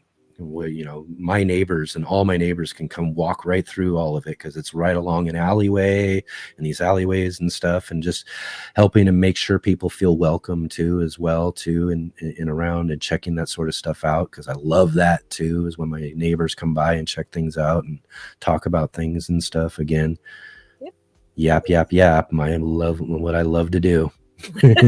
Well, as much as I'm saying I'm not going to start my own gardening channel anytime soon, I am a fair bit of a chatter. And initially, when I started at the community garden, which has traditional plots but quite small to most people's standards, I tried trying to help people preemptively, and they weren't in the mood for it or to hear it. So what I started doing was just sticking by and doing what I was doing. But I gradually turned my garden plot into sort of a very noticeable place that had a lot of interesting things going on and was kind of like a cornucopia spilling out.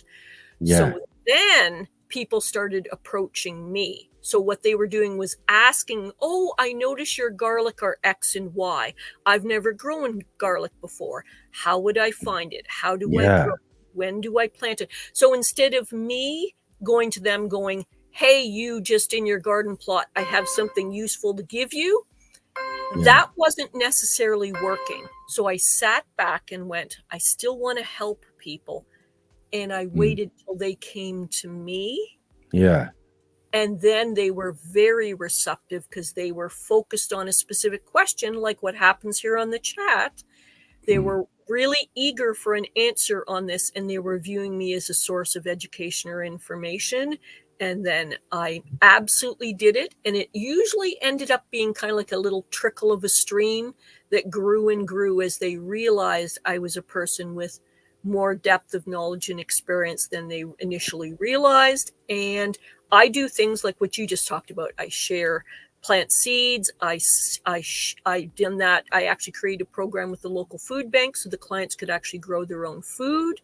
I've done things like I share my vegetables out when the bounty is very full. I adopt 10 families each season and share out my spare stuff. I call it Curb Mart. I show up with my little funny trike and my garden cart full of whatever is spare vegetables, and I go to house through those 10 households, letting them kind of pick out what suits them the best for their lives. And then I also, when I have a tremendous bounty, I, of course, try to can and freeze and all those good things. But I also joke around sometimes that I'm like the tomato fairy or the lettuce fairy, where I have like 2 bushels of something and it's just crazy amounts. And so I just ride through my village as the tomato fairy. Now, you know, like what kind of person they're talking to, and going, how you doing for tomatoes today? Would you like some? Oh, you don't have a bag. Here, I have a bunch of bags for you. Would you like some? And people, the first few times I did it, were like, what? You're giving us free organic vegetables for kind of no good reason? And I go, yes, I am. Yeah, yes, I am. Would you like some? And there it goes. And I was able to help sometimes anywhere from 10 additional to sometimes 30 households with whatever was in insane abundance. And how beautiful is it that to even non-gardeners, they had kind of a unique little experience of someone not asking anything of them, not trying to get anything from them, just going, I have abundance. Would you like it? And a number of people even contact me like a year later, randomly just in the village, going, I still remember the day in August that you came around and joked that you were the tomato fairy and were giving me tomatoes. I had guessed that day. They couldn't believe it was actually real, that someone would come and do that. And I'm going, that's the kind of community I want us to become. So I will today be part of making things like that happen. And so that's what I meant earlier in our conversation when I said sometimes life gives you interesting opportunities. You say, I have an abundance. I've canned, I've frozen, I've given it away to my 10 host families that I'm trying to help out. What will I do with the abundance? And sometimes you just do a spontaneous, ridiculous thing, like gift it out by riding around and going, how you doing for lettuce? How you doing for tomatoes? Shall I give you some today? And that generosity of spirit, I hope, evolves on so that other people do it. And believe it or not, it started to happen in my funny little village, that each person, there's been different people going, well, I wouldn't be the tomato fairy, but I am willing to do X or Y. And so they're doing their own little brand of community building. Unfortunately, nothing relating to gardening, but their own little thing where they're doing things like painting rocks and leaving them in public places, or painting nice rocks and leaving them at neighbors' places, or people down the street and stuff. And people are putting yellow ribbons up for special events, or they're doing things like I go around in costume and give out treats on holiday weekends. Sorry, nothing relating to gardening right now, but I do that as well. And so guess what? For 4 or 5 years, people were like, there's no way you would catch me in a costume, wandering the streets, waving and being friendly to people. I'm glad you do it, but not for me. Guess what? We're starting to get elves and Santas going out, doing what I do to collect the food bank in my little village. How about that? Isn't that awesome? But for 5 years, everybody's like, well, so glad you do it. The kids love it. The seniors love it. Isn't it so nice? Good energy, et cetera, et cetera. But no, not me. Not me. Yeah. Guess what? We're getting a few less not me's actually showing up and doing it. Yeah, now it's becoming a thing, and now it'll be a community thing, and look what you've built in that sense. It's just that's just really great. I love it. And on the I too, when I have folks who come through through the alleyway, and I've had on a few different occasions too, there are just people who come in and they're like, oh wow, this is amazing, did you grow all of this? And I'll be like, yeah. And they'll be checking out like maybe say it's tomatoes or cucumbers or whatever. And the next thing you know, I'm like picking them off. Like, here, have you had one of these fresh?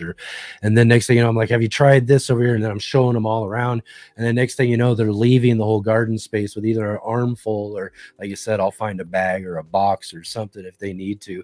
But they've got a bunch of stuff, leaving the whole alleyway going, I wasn't expecting this, as they're rolling home with all this fresh vegetables and everything too. But well, here's an example. It's always great though too. And that's another thing that we get from the garden too, is when we have the ability to share, there's a lot we can get back from that. And that was actually me thinking of another incident. Like I say, life gives you opportunities to share your garden harvest, your garden knowledge. One time, a neighbor down the street had grandkids for a week or two, and she was running out of ideas, running out of energy. The kids' attention span, they had done all the goody, funny things, but she was kind of like, oh, I don't know what else to do with these kids, And I said, I have an idea. I said, let's share my gardening with them. I said, not really a kid-oriented person myself, but I'll do what I can. But I said, bring shopping bags. She goes, what? I said, just trust me on this. Bring some shopping bags. So I bring the kids. She brings the kids over, and we created we're going to shop at Jay's experience. So what they did was they came, and I said, did you know where food comes from? Oh, it comes from the supermarket. I go, sort of. It comes from a number of different sources. But I said, I actually, almost like magic, create my own food. What? How? And did not know where food comes from. So I show them seed packets and say, wow, almost like magic, these little dots turn over a lot of care and knowledge, become these plants. And I said, you know how you shop at supermarkets? We're going to shop at Jay's today. So I started showing them the plants and the produce that was available, and they picked the stuff. And it's like, this comes from that. How do you tell when something is ripe? How long does it take for something to become food? So it sort of was a very casual, loose, child-oriented level gardening education. But they were like, oh boy, is it okay if I take this home? Oh, Nana, can we have this for lunch? Oh, you don't normally like produce for lunch. Oh, but I like this. Well, tell you what, let's wash off some and see if it tastes a little bit and see if it's something you like. So the enthusiasm became, for these kids, an experience from gardening education at a basic level, fresh, organic, local produce being created, just down the street, to, oh boy, what can we do with this, fresh or for lunch, so that we can do things? And she said the enthusiasm just kept rolling with those kids. And all that was my neighbor down the street going, had the grandkids for a long time. I've run out of energy and ideas. I don't know what to do with them. So it became almost a whole theme day of what can these kids learn, do, and work with for produce. So that was just an opportunity, a glimpse of moment. She said a single comment. And what I'm saying to many of you is, maybe you don't want to do a gardening channel. Maybe you don't want to appear on screen, although it's very easy and you can maybe you don't necessarily want to run a tutorial in a garden experience. It's kind of a little bit much for you. But maybe your neighbor could use a few tips from you. Maybe some kids can learn where produce comes from. Maybe you can help supply somebody in your community who's maybe a struggling senior or someone who's on a fixed income. Help supply them overabundance with your produce so that you can help them weather these sometimes tough times, so that they have fresh organic produce coming from a neighbor and a sense that the community cares about them. So there's opportunities kind of floating all over, and it's up for you to decide what fits your lifestyle, your attitude, your experiences, about how you might latch onto a particular experience to further that into becoming something regarding gardening education. And you don't even think you're a gardening educator, but you might be. Right. Right on. One more time, I'm going to drop that link into the comment section again too, one more time here for anybody last. As Jay said, it's not very hard. She got out today to have a little conversation. We give everybody one more opportunity there to maybe click on that link right there, come join the conversation, or come say hi. I'd love to say hi. We got a little bit more time here. I want to get to one thing here actually in a moment. We better get here and get Serena's question here. I just also want to mention something too, is that again too, is one of the things that we've talked a lot about. Maybe we'll just have a little quick conversation about questions and how we handle and deal with those here. We've kind of had a little bit of a conversation. A lot of this stuff too, you know, again, I try to hope that we can answer and do a lot of certain general type gardening questions, but for the most part, I don't know if I necessarily have answers for a lot of certain types of questions that a lot of folks have, in a sense, because I, again, don't necessarily consider myself a master gardener, sense of education, you know, ability. And similar with this question here too. What do you think about mixing organic cold brew coffee and organic whole milk grandma's molasses together to water the bed to get rid of stink bugs? And I'm not sure myself on that. And again, too, yeah, this it is one of sounds those like a waste of a lot of good food. Yeah. At this time, I just want to reassure people, though I'd love to help you and would like to be looking at the chat when I'm doing this at this moment. Can't do that as well, unfortunately. So you're a little bit neglected. Yeah. We've taken Jay out of the chat room. Yes, briefly. And we're talking directly to her right now today. So this is a privilege. But I would urge her to do her own, as much as I love helping people and trying to give you good answers in the moment, you really want to start building the skills up to do your own research, because you're only getting us for 4 hours a week. And sometimes you have the answer, you have the questions, and you will need the answers at other times. I would say, I would urge you to look up and do your own research for things like, and I'm telling you some of my secrets of what I do to get you guys answers. I don't always know it all in the moment. I often know about half of it, but I also always do some other research to make sure there's good, reliable sources backing up what I think is my knowledge and skills about those things. And with this, I would be looking up things like stink bugs, best organic practices, or stink bugs, how to remove, DIY, exactly, organic or natural, is terms like that. Because first of all, I believe in things like those terms, to me, are the core of how I want my answers to group up in the big whole world of information. There's a lot of recipes that seem folksy and helpful that use stuff that's around your house, like organic coffee and milk and stuff like that, that seem kind of sensible. But in my opinion, and this is with zero research, because I can't research while we do this, is a waste of good food when there are other things available that can still control them. And aren't folksy recipes. Now, are folksy recipes not useful? No. Some of them actually are valid. But before you jump on doing things like that, check 2, 3, 4, and ideally, to me, about 5 different good, reliable sources to make sure before you put that recipe and ruin your plants or do damage or waste good food, there might be something that could actually work to get rid of those stink bugs before they ruin your crops. So I really do believe in getting the power in your own hands to do your own research. And I'm telling you some of my secrets now when I do the Google foo in the background to give you answers. Even if I think I know the answers through 30, 40 years of gardening experience, I still research and look it up, and I verify from very reliable sources to make sure I'm not screwing it up. I need to save those little plants, get rid of the insects I don't want. How do I do this? And I'm easing towards, and again, growth as a gardener, growth as experience. I want to move towards integrated pest management as a practice and skill, but it is a big thing. It's a lot to learn and know.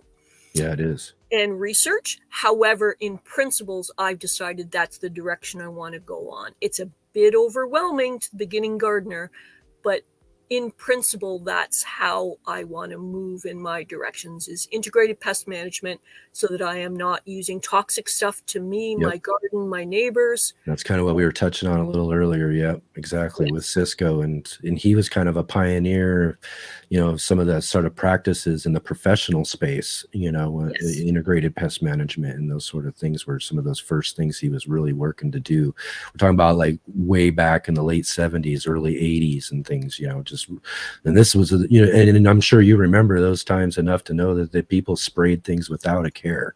Well, here's Most people did too. It was like nobody even thought about it. Well, I actually have a personal example of back in the 1980s or so, when I was trying to beginner gardening and working some things out.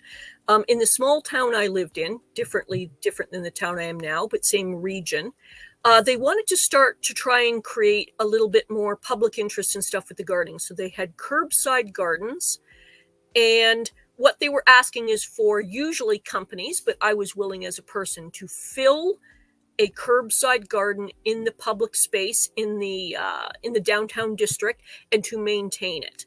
And so I approached them. I said, I will fill and maintain one. I will make sure it's weeded, watered, and looked appropriate, etc. And I said, but there's two things I'd like you to consider that's a little bit outside your usual thinking. Is one, I want it to be organic. Please do not apply any chemical treatments of any kind. I will be fully responsible for all of it. And I said, second thing is, there's starting to be a concept, and this is the 80s, so forgive me if this seems out of date to most of you, but I wanted to approach the concept of grow a row for the food bank. So I'd like it to be a public garden space that looks attractive, but yet is producing food. And I said, I'm not greatly bothered if people come along and take some, hopefully not too greedy, or that it goes to the food bank, but essentially can we create a beautiful space that actually creates food for the community, even in a small way. And this was the local garden club who believed in, and pardon me, I'm going to be a little bit sarcastic and simplistic here, better living through chemicals, right? Oh my, yeah. Never met a chemical they didn't like.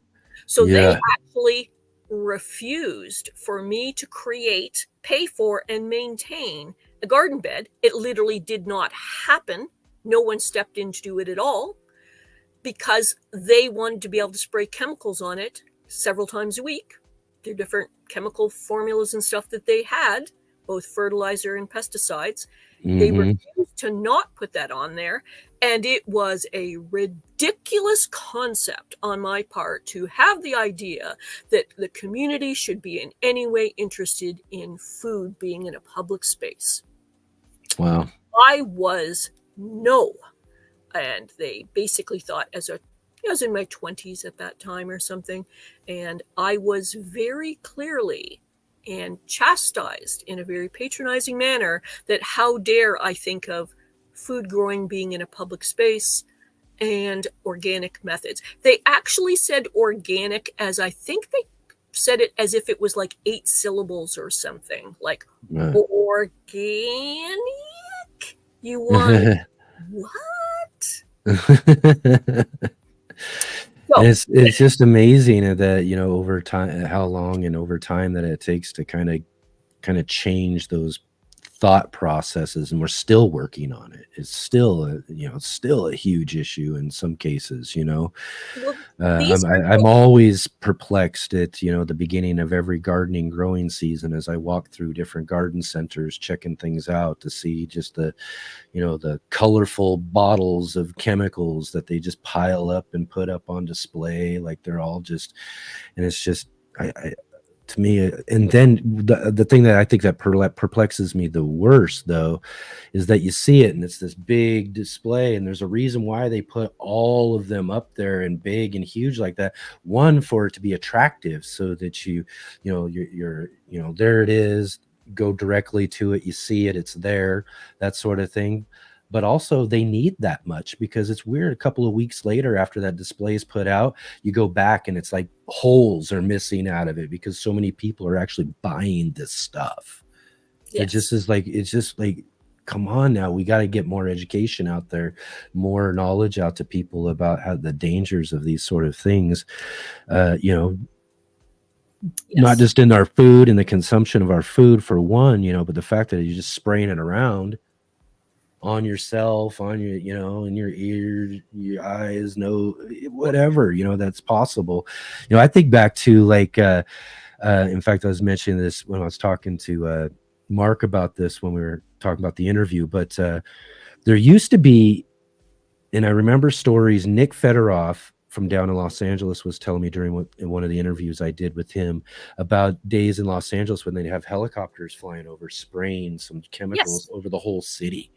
Over the whole city, just pour it over the whole city. Without warning, you couldn't even know that you had to leave or close your windows or or there's even old movie videos of like the old trucks of the DDT that would be spraying DDT throughout the neighborhoods as they're just driving through the neighborhoods, just straight DDT while kids are playing in the yard and everything, and they're just sitting there doing whatever, and just clouds of DDT are being sprayed off into the neighborhoods, and you're just like, it's we've had to learn from a thought process about this stuff for so long. It's hard to really kind of integrate that into our day-to-day lives, I suppose, that how important it is that we don't, you know, poison ourselves. Poison ourselves. There you go. Perfect. Exactly. It blows my mind away. And the thing is, I still live in a rural conservative area where agriculture is king.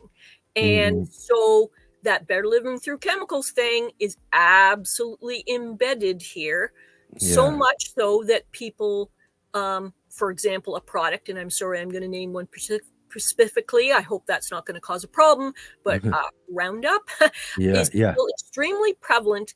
And it's actually not allowed to be used in home gardens in specific ways in our province anymore. Our province is kind of like a state. Glyphosate, basically. And, so that and things are growing and changing about what is permitted in terms of pesticides and chemicals and fertilizers and stuff in their application and how they're done. But still, even though it's not legally allowed, I would say 30 to 50% of the people in my community garden of 43 plots still apply Roundup as their start to every spring. Yay. In a garden of their food products. And as another example, and this is a slight tangent, but one of the things that consumes a fair bit of my energy, slightly not gardening, but landscaping related, is I go out and clean up the waterfronts in my little village. So we have a small beachfront, very small, very modest, some walking paths and green space, parkland for people to have different types of recreation stuff. And it needs a clean slate and a tidy up every morning. And one of the areas that I take care of is a playground area for kids. Yay, good, put off their energy, etc. But every spring, the way they got rid of the weeds was to apply Roundup underneath the playground equipment. So the last couple of years, I said, please don't round up the grandkids. Don't expose them to those kind of chemicals at the beginning. I will by hand for free go in and remove all of those weeds so that our little cuties aren't going to be having Parkinson's disease or some other thing in 30, 40 years. So can I just please go out in the hot sun for 3-4 hours, remove all of that, maintain it so that it is still appropriate looking to you, and I will just do it with a little bit of effort. So when I go out and do my groundskeeping type work, I do this as a volunteer, I always take 10 to 20 swipes in that area so that it is acceptable looking, so that they're not going to go in there and spray chemicals. And the weeds are toughest for people because people are always, and this is the one they always hear all the time, is it's the hardest part of gardening is the weeds, because the weeds are relentless and all that sort of stuff. So it then again too seems to be something that's easy for people to turn to, newer people, to this sort of stuff without the kind of understanding about the natural environmental impacts, let alone the impacts to ourselves, of course, you know, and the children and and that sort of stuff. But it's just so easy to go, oh my God, I can't handle this. And they have this thing over here that says it kills weeds, and not really understanding that really there are so many other more better methods and ways of taking care of them, doing things. Let's get them to start mulching a little bit, maybe, and kind of being able to pull and hold back a lot of that weed pressure, so it's a lot easier to weed too. Because even with some mulches, some will get up and through, but they're so easy to just kind of pull right out when you got a good mulch. So many things. And then again, integrated pest management, it's either weeds or it's bugs, and then we're turning to chemicals in order to kind of take care of that stuff. But there's certain ways that we can really work with all of this stuff and do it in such a different way. And I think that's really what the purpose of a lot of our growing education is should be geared towards, is that sort of stuff, because that really comes down to kind of one of the things you were originally talking about here today too, is this idea of influencing newer gardeners, or even better yet, we even touched on a little bit too, is also teaching younger children about growing and where food comes from and how it's grown and all that sort of stuff too, because that influences them and gives them knowledge better from a younger age, better than teaching newer people like myself who came to it later in life about some of these different aspects of things. And I think that's just one of those things that just has to be kind of upfront to gardeners who are getting into the whole idea or thinking about getting into it, is that weeds and bugs come with this. Yep. You just got to know this right off the bat. Weeds and bugs come with this. Don't let it deter you. Don't let it back you away. And don't let you run to the store shelves grabbing a bunch of stuff you don't know about in order to take care of things that are, things that we can find answers to through working together as a gardening community and finding good organic methods, so that we're all getting the most optimum stuff out of our gardening spaces, especially if we're growing food. It's really, really important. Well, here's another example of how life gives you garden education opportunities. So like I'm saying, you don't necessarily have to run a channel or be a guest or anything like that, although we would welcome that. Absolutely.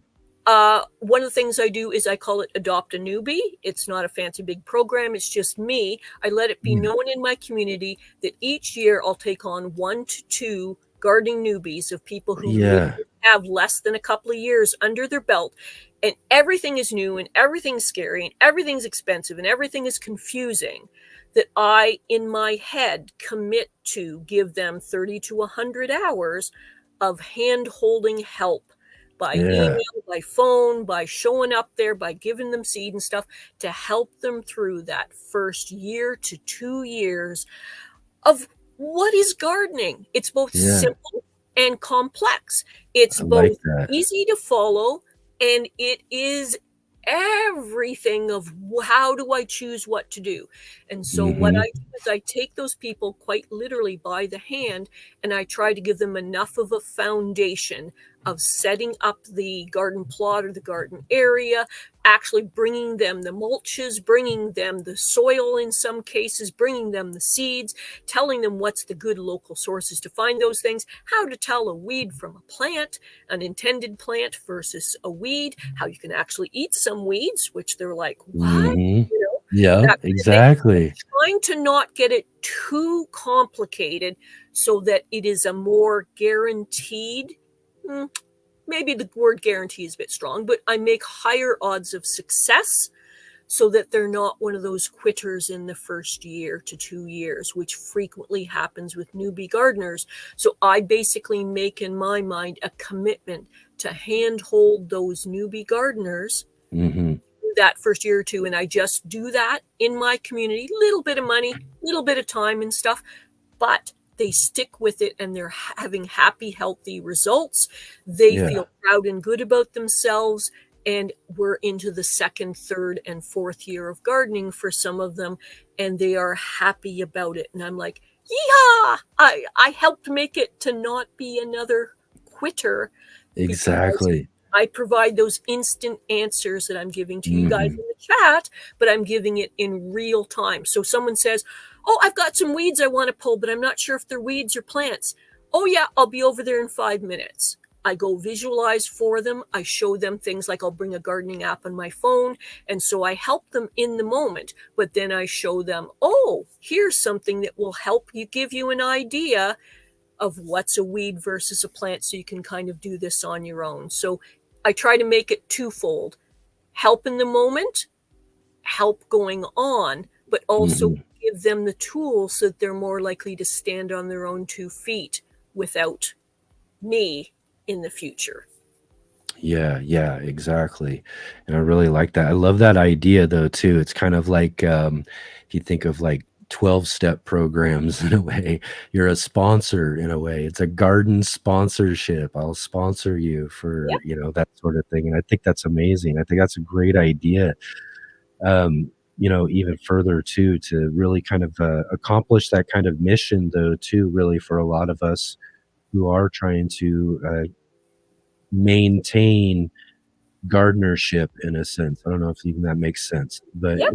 you get started and we want to make sure that you're growing into your second and third years by knowing and understanding. I think really also too, and it's just one of those things that I'm always really is just being upfront with new gardeners, and that's again too, is things we've touched on a year or two, is that there's a lot of things you're going to hear out there, a lot of little recipes for this and that, a lot of information, and at the very same time, there's a lot of good information, and it can get confusing because there's stuff that sounds like it might be, but it's just really not. It's a waste of time, and people are just trying to mislead you.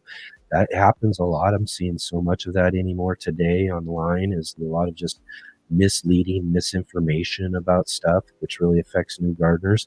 So I try to, just really be upfront with them, is that you got to be aware that this is sort of thing out there. And if you're learning information, make sure you're really kind of being at first kind of skeptical in a sense, but Yes. find people, as you also mentioned too a little bit earlier, is you should have and find over time a good, 5 or 6 people that you can kind of trust a bit in the information that they're giving you, so that you can kind of have a good base to start from.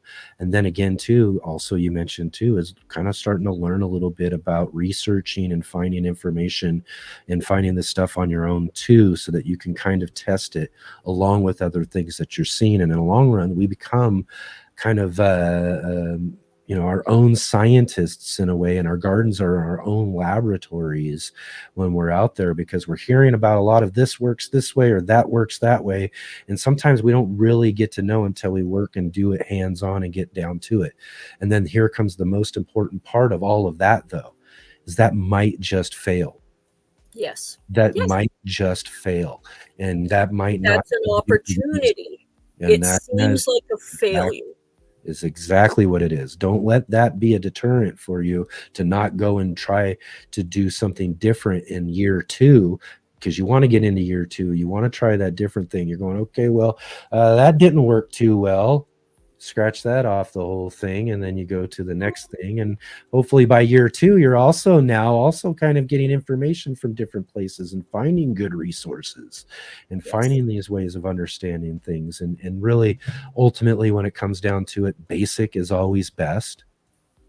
Yes. Basic is always best when it comes to gardening. Some of our most basic skills and basic understanding of good, sensible, natural techniques and just strategies to do things. Yes. Compost, like Leaf you mentioned too, leaf mold mulching, doing simple things like, I hope in the next year, as I'm building new projects out in the garden spaces that I've got, and some of these new things and new projects will get to integrate into that sort of thing, that'll all be kind of self-managed or self-sustaining in its inputs and outputs, in a sense. The only thing I'm really introducing to my garden space are seeds. Other than that, I've got everything else I need there, with the worm farm we've been building out, working on, and I'm testing out and doing different things before I really teach about it. I figured I got a few more things, and hopefully put some videos out to kind of talk about where we're at with that. But, having that sort of stuff, I now have a way of doing my own fertilization through my own inputs that are I'm maintaining right there. And all I got to feed those worms is stuff that comes right out of the garden anyways. Yes. And maybe, you know, there'll be other little feeding inputs when we get to the chickens and things like that. But that'll also create almost like this really kind of circular system where I'm not really looking at all these crazy extra things that we hear about all over the place. Everything's just simple and right there. We might have a new channel called Enix Ecosphere or something like that. Ecosphere, I like that. Where he's talking about how to bring in those inputs that's not just the plants and the gardening, but what else you can bring in. And I really urge people that if you get kind of anything out of this discussion that we've just had, and we're kind of, I'm seeing with the time we're going to be wrapping up fairly soon. I really want you to think about whatever label you want to put on it. Once you start learning a certain amount from gardening, maybe 2 years, 3 years, maybe you're 5 years in, maybe even more experienced with what you've done with gardening, is start thinking about the opportunities that present itself with your neighbor, your relative, someone else in the community, that maybe whatever label you want to put on it, how you can be a guide, how you can be an educator, how you can be a source of materials for other people. Maybe it's seeds. For example, I'm letting a lot of my biennial plants purposely go to seed, freaking out a lot of people because they've never seen that before. So it looks like I've got weeds like crazy, but they're not. They're intentional plants, like my carrots, 2 types of kale. I've got like about 5 types of carrots, lettuce, all that kind of stuff, beets, Swiss chard, going to seed on purpose. Why? Because I will have boatloads of seeds to be able to share with people for next year. So it's a way that it gives me a little more of a passive rest from some parts of my gardening, so that it's not so hard for me right now when I'm having some physical problems. But I'm letting my garden create an abundance so I can be a source of seed and be little J Appleseed next year. Not apple, but seed. That anybody who wants kale is here's a 3-year supply of kale for free. Away you go. Do you know of all the nutrients? Look at John Kohler. He can tell you kale is basically a superfood. Here you go. And here you go too. Drink some of it too. So I guess what I'm trying to say is there are opportunities that will pop up in front of you in your social sphere, in your village, so that what you do with your gardening right now, there's a way that you can become a source of more to somebody else, an individual, a community, a thing. And you don't have to become a gardening educator. You can be a helper, guide, source of extra food for someone in your community. And that little input will have an influence and a help to somebody else. And please take up one of, say, 10 opportunities that come to you so that you can help another person move on in gardening. Yeah, exactly. And Serena actually put up a little stat here too. I don't know if it's exactly right, but I can imagine it could be very, very close. But 1 in 4 adults and 1 in 6 kids have hunger issues in her state. And these are, reasons that we can do more within our communities to even do things as food growers. We talked and touched a little bit on sharing excess crops and things like that with neighbors and people and things like that. And it's just the more and more of us work in a way to kind of contribute on a neighborhood by neighborhood basis, in a way locally too. This is where this is important, for everybody, is to make those connections, build your community locally to you as well, to have an effect on some of this stuff as you can. A handful of really good gardeners in any sort of neighborhood could make a real good dent in some of the food issues that are going on directly in their own that one neighborhood area right there. And if neighborhoods everywhere were working in those sort of ways, we wouldn't necessarily see those types of numbers out there when it comes to food hunger and all that. Because here's the biggest point that's out there when it comes down to it, is there is absolutely zero shortage of food out there. No, zero. We could go on for another hour that people may not even necessarily want to go into about food wastage why it Mm-hmm. occurs, how it Exactly. occurs, corporations, stores, Yep. the fact that why it happens, how it happens. It's filling our landfills instead of people's bellies. It's just Yep. uh, we Stores and places that lock away fresh foods and or just throw it away.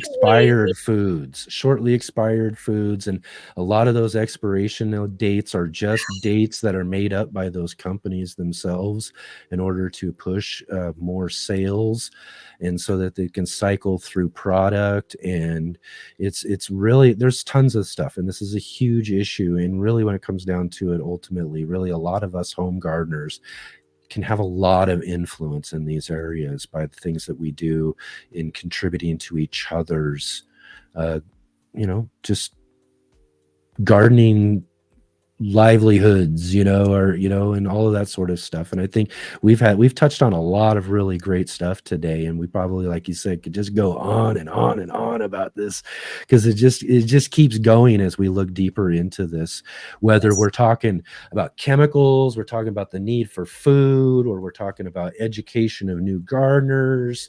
We're talking about all sorts of aspects that are really, really big subjects in the field of gardening that we all really are very passionate about. And yes. again, too, maybe we'll get you back on too here one of these Saturdays where somebody cancels or something like that, and we don't have any something, we Backup, can talk yes. some more about that stuff too, because this has really been really, really awesome. And I think it's been a real treat for everybody here too today too, is that everybody, as we've talked about, gets to participate in the chat there with you, handing out cool links or helping the conversation move along, and doing what we really or what you really have coined as a facilitation of these Yes. live streams. And I think there's a real great idea on what we even touched on a little bit earlier that maybe we should talk about, off show and all that stuff too, is about how maybe of developing that sort of idea of facilitation as Yes. its own kind of thing. You know what I mean? Totally. And you know what I mean? And that's something that maybe that together you help work and get you set up on something like that, because I think that would be huge out there in not just the gardening world, but all Yes. over the place. So that's a big thing. And it was such a great experience to get here and finally get to meet you and talk, because what is it? Yeah, real quick. You've been helping out for well over a year. You were helping out into last season, right? It was last season Yes. sometime when I reached out Yes. to you, like, hey, and you were already doing things before I even reached out to you. I've helped other channels, and I Yeah. still continue to help other channels before I offered you. Yeah. You had a different person who was facilitating in various ways back at the beginning, and then I Mhm. started, perhaps slightly inappropriately wedging myself in there a little bit, Right. maybe pushing myself in without Yeah, asking yeah. or anything, and then we found out that that was actually kind of gonna work out and was acceptable, It so was then such perfect timing, and it worked out just well, because like you said, I had other help for the show when we first started. The first yes, 10 shows was done with almost like a team of people. We were it was like this whole yes, thing. And then 10 shows in, all of a sudden it becomes a one-man show. And I'm yes, like, oh no, what am I going to do? And all this sort of stuff. Whereas the conversation would be moved along by the producer who was in the house with me and all that sort of stuff. And now I'm like, I can't do that. And it yeah, just so happened I lucked out. Here's Jay was right here already doing this sort of thing for me. And then I just reached out to you to kind of just make it official and everything. And it's just been a real blessing for our show and everything. And so glad to have you and everything too that you do for not just us, but everywhere else. And two, again, the shout outs that you do in other places too. I really want to also thank, I wanted to remember to thank you that, because we almost touched on it and I didn't get to say that earlier, was because we were talking about how you were shouting out other channels and other places, and I've seen you on Scott's channel or over at Garden Like a Viking, and shouting out our show and saying and yeah. I also helping get help grow people big. over here too. So doing that on top of being here in the show and doing that sort of stuff is just amazing, and so much more than we could have ever asked for here on the show. Yes, I also help a few other channels like Grow Big TV, Garden State Hmm. Gardener, and I actually have kind of like a waiting list of other Yeah. channels that have requested my help. But I'll be honest with you, having so many disabilities, um, I view it as sort of part of my life that I want to give back to individuals in the community in various ways, but I have limitations about how much I can do. So, Yep. sort of self-creating, I don't think it existed before I kind of made it up. Instead of just being a moderator on gardening education channels, to actually be more of a facilitator to make it a bigger, fuller experience, a Yep. deep possibility for learning, a possibility of linking up to other community members, the guests to get, a deeper connection with them. I just felt that it kind of filled a niche in how much time and energy I have to give to be able to make it a fuller experience. So the one thing I do want to say, because I see our time's kind of wrapping up Yeah. Yeah. shortly, Yeah. is that I really want to encourage each person that's watching this live or watches this on the replay. If you start paying attention in life, there really will be opportunities pop up with a neighbor, with a thing in the street, with a person in the community, with a garden experience somewhere else, where someone's going to go, I can't find this information, or I don't know this, or I know so-and-so is struggling and they're not quite getting enough food and the price of produce is too much. That right there is an opportunity laid right out in front of you to take the gardening experience, education, and products that you have in front of you to move out and help an individual, help a community. And you don't have to do it on a big scale. You do that one good thing this week, this month, and I swear to you, the person you help, most of them, it will resonate for them for some time, and you will feel excellent about it. And even if you just do that Absolutely. one thing, please just listen for those opportunities. They are out there to Yep. take your gardening and move it to another level for somebody else. Ripples in a pond. Correct. Yes. Ripples in a pond.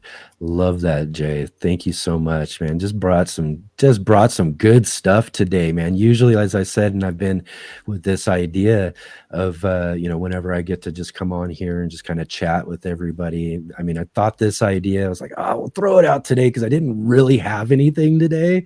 I was just like, I don't know, we'll just throw it out there and see what, and this turned out to be just so awesome, so great that this is gonna be, and this isn't going to be one of those Saturday shows or one of these conversation shows where I take it off the air and unlist it later on and all of that.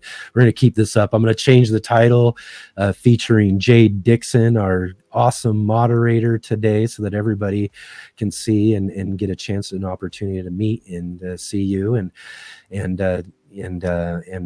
get to really get to see that person on the other side of the chat box there who's helping us out with all of these great things that we get to see on our show. So thank you so much for jumping in there and really just making this just an amazing day today and a great show.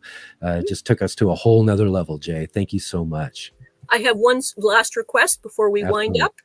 Absolutely. If you label me, try to consider offering me as a facilitator instead of a moderator. I want to be a little more than a mall cop. That's right. That's right. I'm going to put something like featuring Jay Dixon, super facilitator, or something like that. I'm not sure if I'm super, but I'm certainly well, I got the adjectives. Yes.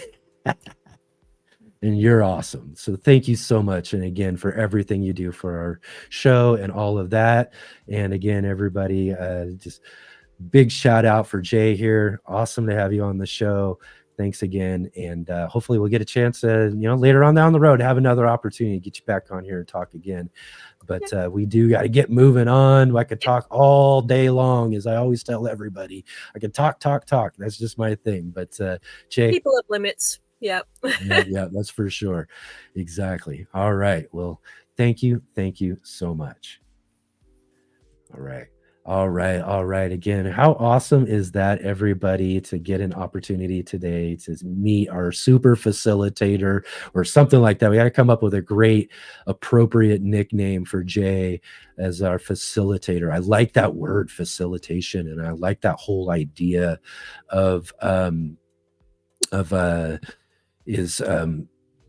that facilitator versus moderator, because that's exactly what she does for us. Is she really does take this conversation we have each and every week to a whole nother level. You know what I mean? Which is just amazing. And never really, again, too, is something very unique. I've been on lots of live conversations and live chats on all sorts of different channels out there, and never seen that sort of thing going on in the chat box. And I really piqued my interest again too last season, again, as things were kind of transitioning and changing for us here on the show. After about that first 10 episodes, as I was saying, was seeing this moderator at the beginning on there doing this stuff, and I was like, wow, this is great. This is going on. And again too, I noticed Jay from Scott's channel during his live streams and everything too, and I was like, how awesome is that she comes over to our channel and doing that sort of thing. And I was like, wow, this is just really, really great.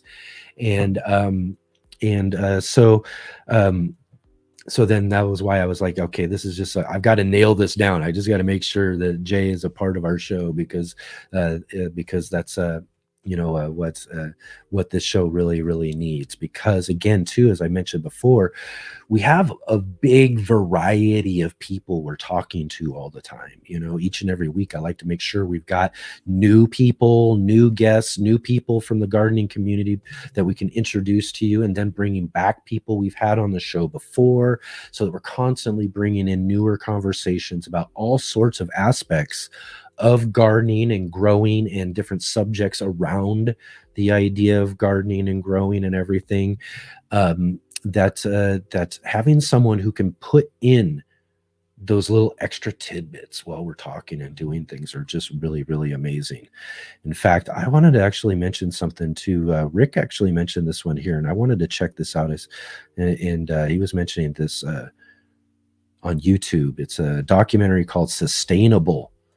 And then maybe that's something that Jay could do here before, as we're heading out, is drop a link in there for Rick on that one, because I think that sounds great. I want to check that out myself.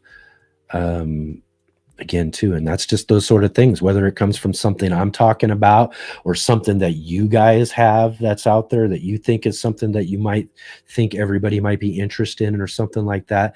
That's what Jay gets to do for us, is help us facilitate that and make sure that we're out there doing that. So, Rick, you can't drop the link in there, then maybe we can get Jay to drop that in there as well too. And let's see here. Yep. And even Serena was mentioning that as well too, about dropping that in there. But yeah, really just great. Again, I wasn't expecting that today. I was just, I kind of, again, throw out this idea that's been kind of sitting there in my little show ideas book, was, things that really, as I mentioned earlier too, are these things I've been trying to kind of hold on to until we're building a really big, good audience. Because that way, when you got a good amount of people, it's just, there's more of an opportunity for more people who might see and think about doing something like that when you drop in the link there, and then have them just kind of join in with us for the conversation.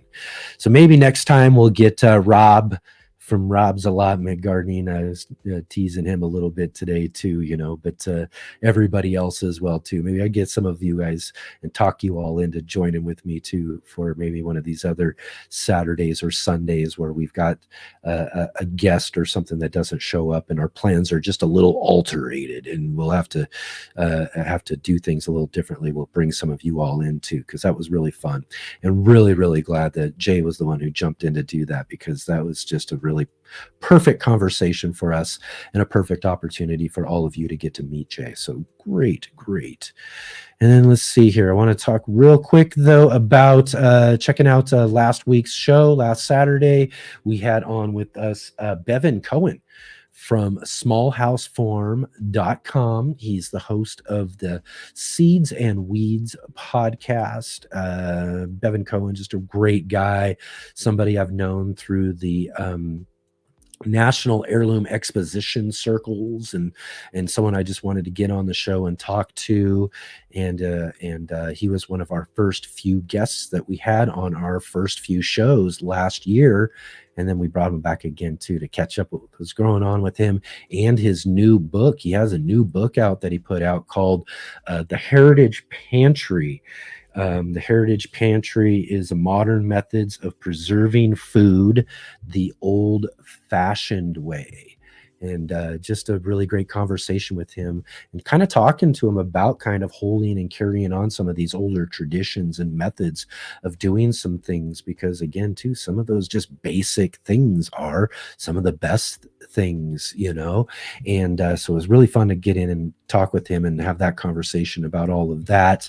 And then for our Sunday edition of the show, so yeah, don't forget, we are on both Saturdays and Sundays, 11 a.m. Pacific Standard Time, 2 p.m. Eastern Standard Time here on the Urban Gardener channel. So we'll be here tomorrow for our Sunday edition. But last Sunday, we had on the show with us for the second Sunday of the month, all of your gardening questions answered with Master Gardener, Gardener Scott. Gardener Scott Wilson joins with us a second Sunday of every month to answer your gardening questions. And a lot of those questions, and that's one thing I mentioned to Serena out there too, is that you have a lot of just really great questions. A lot of them I don't have experience, or are a little outside of my purview of knowledge. Again, I'm one of those kind of basic is best gardeners. So a lot of some of these other things I don't necessarily have complete information on. So one of the things I always tell everybody is if I can't and don't have the most complete information on, I will point you in the right direction. And one of those directions is Scott Wilson, Gardener Scott, and it's just really fortunate for us to be able to have him on our show once a month on the second Sunday of the month to answer all of your gardening questions. So those questions are going to be really, really awesome. Awesome to bring those questions for when we have Scott on the show with us, and he can answer some of those too.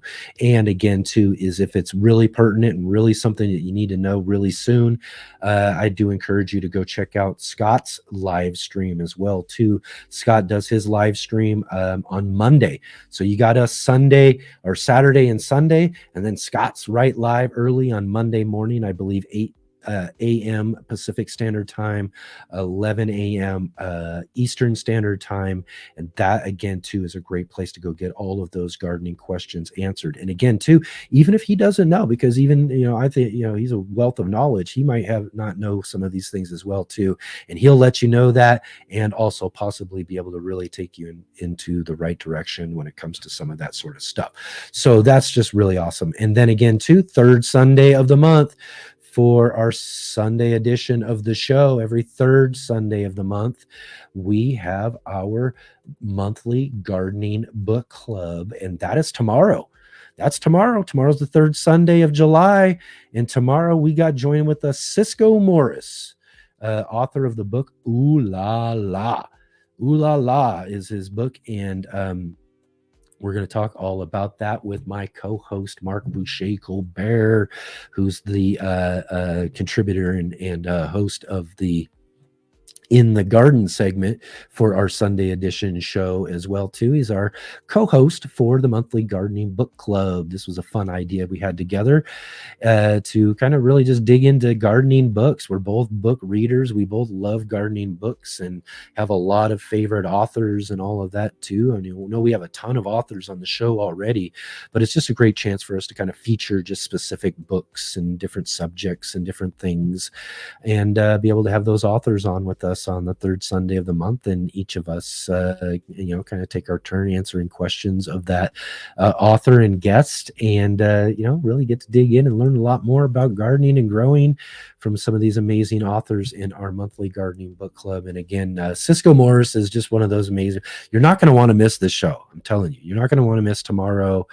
Cisco is just a great fun interview, fun gardening stories, just Just so funny, that guy. He's just an amazingly funny person. So just really, really great to have him on for tomorrow. So don't miss out on that as well tomorrow. So yeah, we got lots and lots going on. Next week, I don't have a banner for set that up. I'm still waiting to totally. Hopefully, I don't know if everybody can hear me. It looks like we had a little glitch there for a second. Happened again. I don't know what that was. Maybe I'm gonna have to check out the plug or something for maybe reset the camera or something. I'm not sure what that was. Happened a little bit earlier too, but I'm glad it just pops right back on. But yeah, anyways. Tell you about next week. I'm still waiting on getting full confirmation, but should be a really great fun gardener out of England, who we had on the show last year for a, I can't even remember. We were doing both the Are You Following Me and the Channel of the Week. And I can't remember. He was one of those two, Channel of the Week or the Are You Following Me segment on one of our last year's show. But we're going to bring him back on as a featured guest because there's a lot I want to talk with him about. He's got a big, huge, amazing trip that he's about to be taking as a part of a whole gardening education type of thing that he's doing in England for, I will just have to get the details from him. His name's Jason from the channel, or he has a page and different social media called The Cloud Gardener, and he's been doing lots of really great stuff, and I'm really, really excited about bringing him back on the show and getting to talk to him about all this sort of stuff that he's got growing on. He's about to be jet set around the world to do and learn some things about gardening and gardening practices in other places and stuff. So I'm really interested about digging in, learning about a little bit more about that, especially before he gets on the trip, to think about that. And then we'll have to have him back on again too after he takes this big trip too, and learn about what he figured out and learned while he was out on that trip. So again, tune in next Saturday for that show as well too, and we'll see what we got growing on for next weekend. Just lots and lots going on. I'm just talking away. We got almost 2.5 hours today. Wasn't really expecting to have such a great, fun conversation with our facilitator, our super facilitator, Jay Dixon. So it's been a really, really great show, and really, really awesome to have all of you here with me today. And yeah. Oh, you know what? I'm going to do this one more time too. There's my granddaughter, Layla Green. I had to do it. I'm sorry. I had to do it.